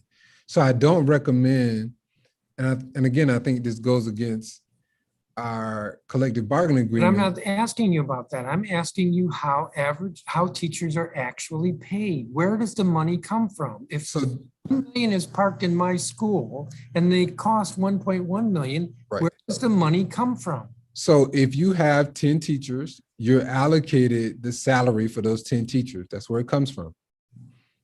They cost more than that. You're allocated their actual salary, even though you are basing their budget at the school level on an average salary. So I have a budget in this scenario of $1 million and I'm paying them 1.1 million. You at the school level are not paying them, the system is paying them.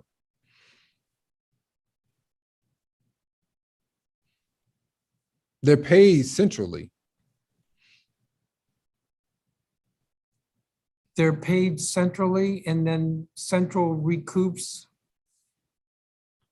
the average salary from the. Yeah, for the budgeting purposes at the school level, you're allocated positions based on the average salary.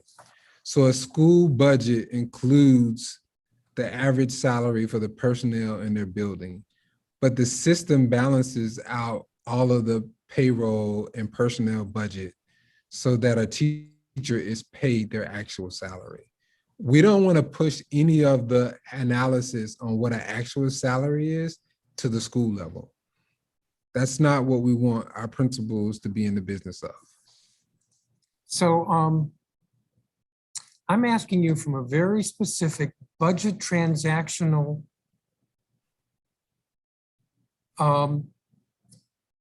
when a teacher in my office, when paychecks go out to my staff, it's charged against my office account.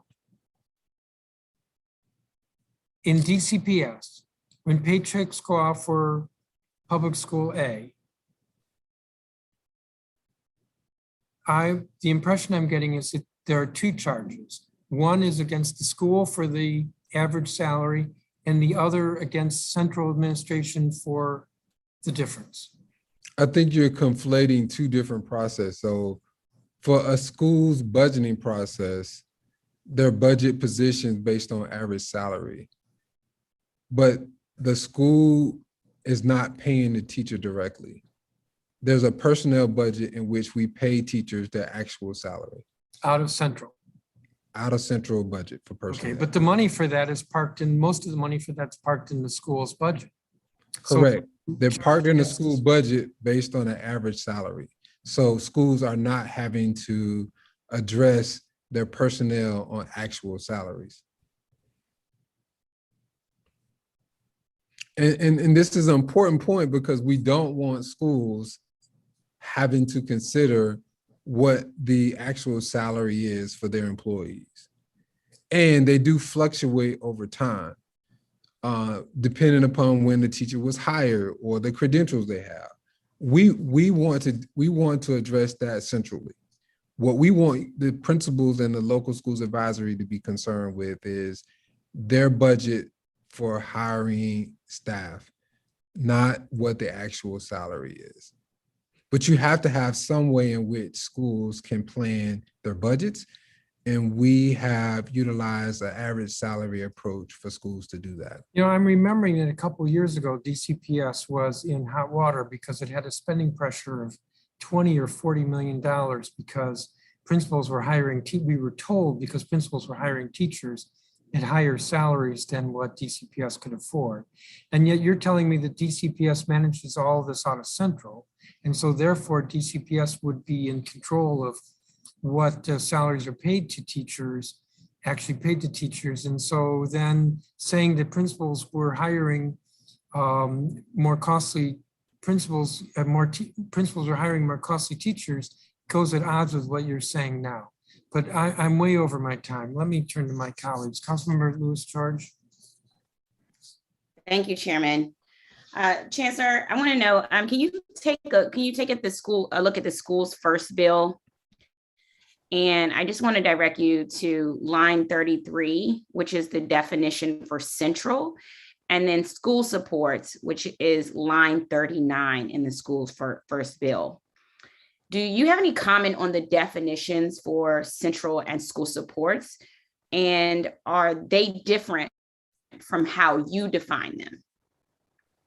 And if so, what's your definition? Yeah, I don't have those in front of me at the moment. So I can't speak to great detail. I will confer with our team and be able to give you a response on that. But I think there has been some question in the past. Go ahead. I'm going to tell you. So central is central administration in the legislation is defined as within the meaning of this section shall be all of the appropriated funds not allocated to local schools and school support. No more than 3% of the gross budget for DCPS shall be allocated to central administration. And so that's where we have for 33. Is that your definition of central administration? If not, what is your definition of central administration? Well, I think what comes to mind initially and just, hearing that again is I think that there are unique circumstances now that drive our budget centrally differently. Specifically, I'm thinking about some of the COVID response that we've established for schools where there are now additional expenses centrally to ensure that staff has the appropriate support. So for example, we have staff in the building that are contracted for isolation rooms that assist with testing and some of our other health and safety protocols. So I think it's important. So it's a broader definition for you all is what you're saying. Yeah, I mean, I think we just need to be mindful that there are expenses that we cover centrally that are in direct support of schools that are very unique right now in this point in time. Okay, so that's what I was trying to say. So what's you all's definition of central? Like what's central in your definition if it's not what's in line 33? I mean, I think that's pretty close the way we would view it. I'm just calling out that there are some unique circumstances that are a bit different to that definition. Okay, let's go to school supports, which is on line 39. School support within the meaning of this section are the appropriated funds held by central administration for direct support to schools, such as security personnel, substitute teachers, and counselors. Is that your current, DCPS's current definition of school support? If not, what is your current definition of school support? Could you give me that one more time, make sure I got it? Yep, so school support within the meaning of this section are the appropriated funds held by central administration for direct support to schools, such as security personnel, substitute teachers, and counselors. Yes, that sounds right. So I would agree security would be in that category. Okay, as well as the substitute teachers and counselors. Yes, that sounds right. Okay. Outside of COVID related functions, is the definition of central and school supports a static, non-changing thing, or does it change year over year? It doesn't change significantly year over year, but there are unique circumstances where we may need to add in some additional supports for schools and to leverage economies of scale or to prevent providing additional responsibilities to schools. We do take on some of those costs centrally, but the goal is to maintain that in a broader sense year over year, as you've just referenced. Okay.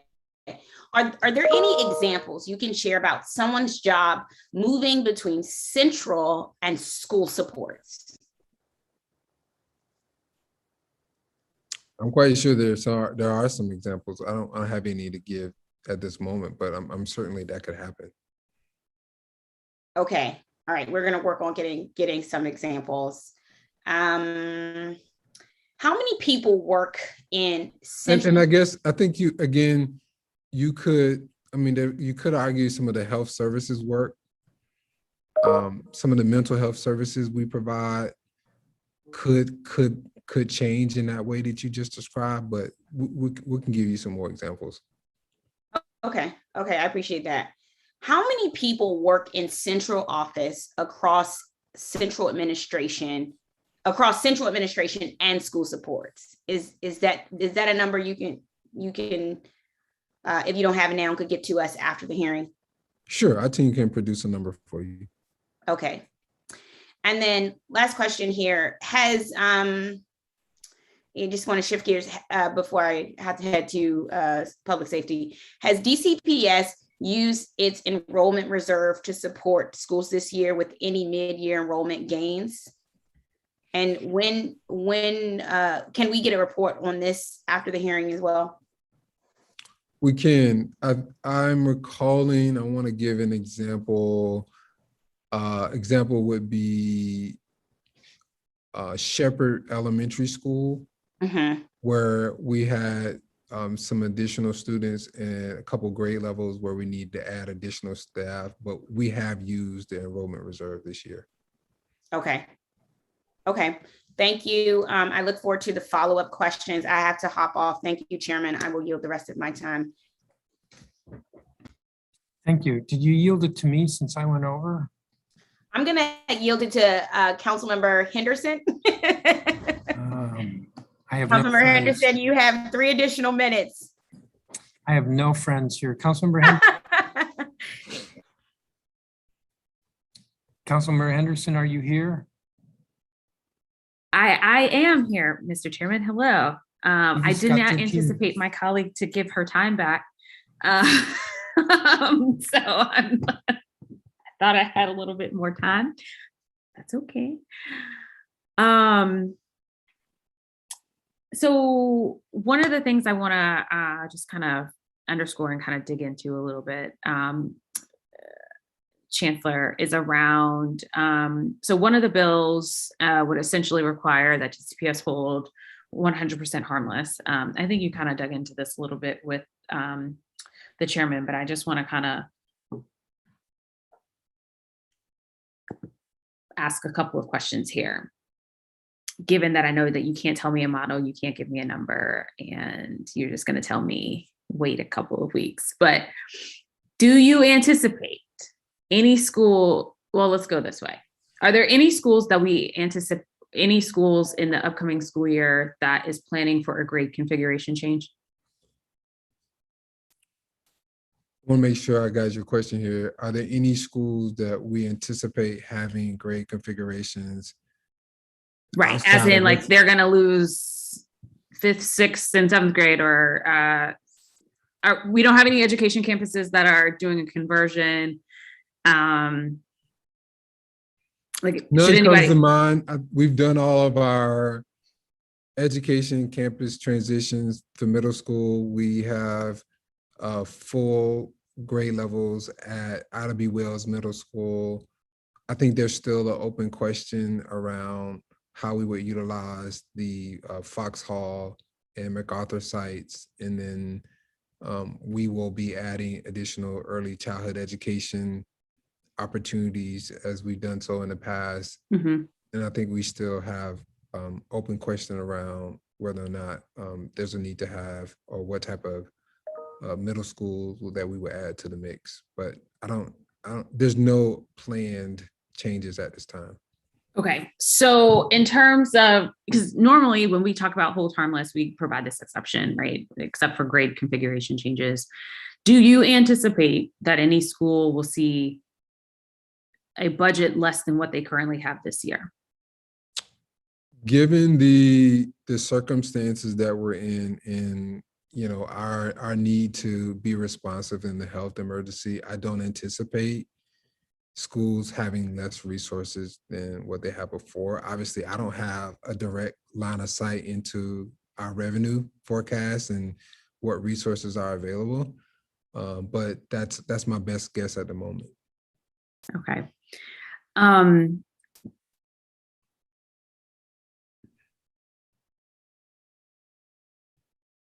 Okay. Because one of the bills that we have here is essentially one that would require a home harmless, not just for an upcoming year, but in subsequent years. Is that something that you could get behind, or is that something that you feel like is a challenge for the system? I think we should look at each year differently, because I think the circumstances that we're in this year are different. We haven't experienced some of the challenges we had before. What it's going to look like, 2 to 3 years from now, I can't tell you. But what's important for now, I think, is not only considering whole harmless, but also what are the inflationary increases we need to consider for schools? Because we do know that we're in unique circumstances where there have been large increases in inflationary costs. We feel that we see it. You might even see it when you go to the grocery store or shopping for other items. So I think we need to do a deep analysis, as our team is doing, of what are the non-personnel expenditures that have increased over time, and what the anticipated personnel cost increases are, to ensure that we're not just considering, you had what you had the year before in terms of a dollar amount, but the actual resources or personnel year over year. So one of the public witnesses who testified earlier, Geshem Taylor, basically was arguing that it's important for us in this conversation around budgeting to look back at expenditures, right? How much did it cost for X in the previous year as we're making decisions going forward? Is that something that your team looks at? Yes. So I think it's even more important now because we know costs for non-personnel, for example, is just changing. Right. Over time. And as the chairman highlighted, I mean, there are years in which our personnel costs increase because we have more senior level teachers. In some years, that's not the case. So I do agree, looking at the actual cost for personnel and non-personnel items is important to do year over year. Okay. I don't want to belabor the conversation because, and I want to be clear, we don't do that in isolation, right? So we have the OCFO, the Office of Budget and Planning, that we collaborate with to look at trends and to develop the projections that we utilize this year and going forward. Okay. Mr. Chairman, I want to thank you for holding the hearing today and sort of starting this conversation in terms of budgeting.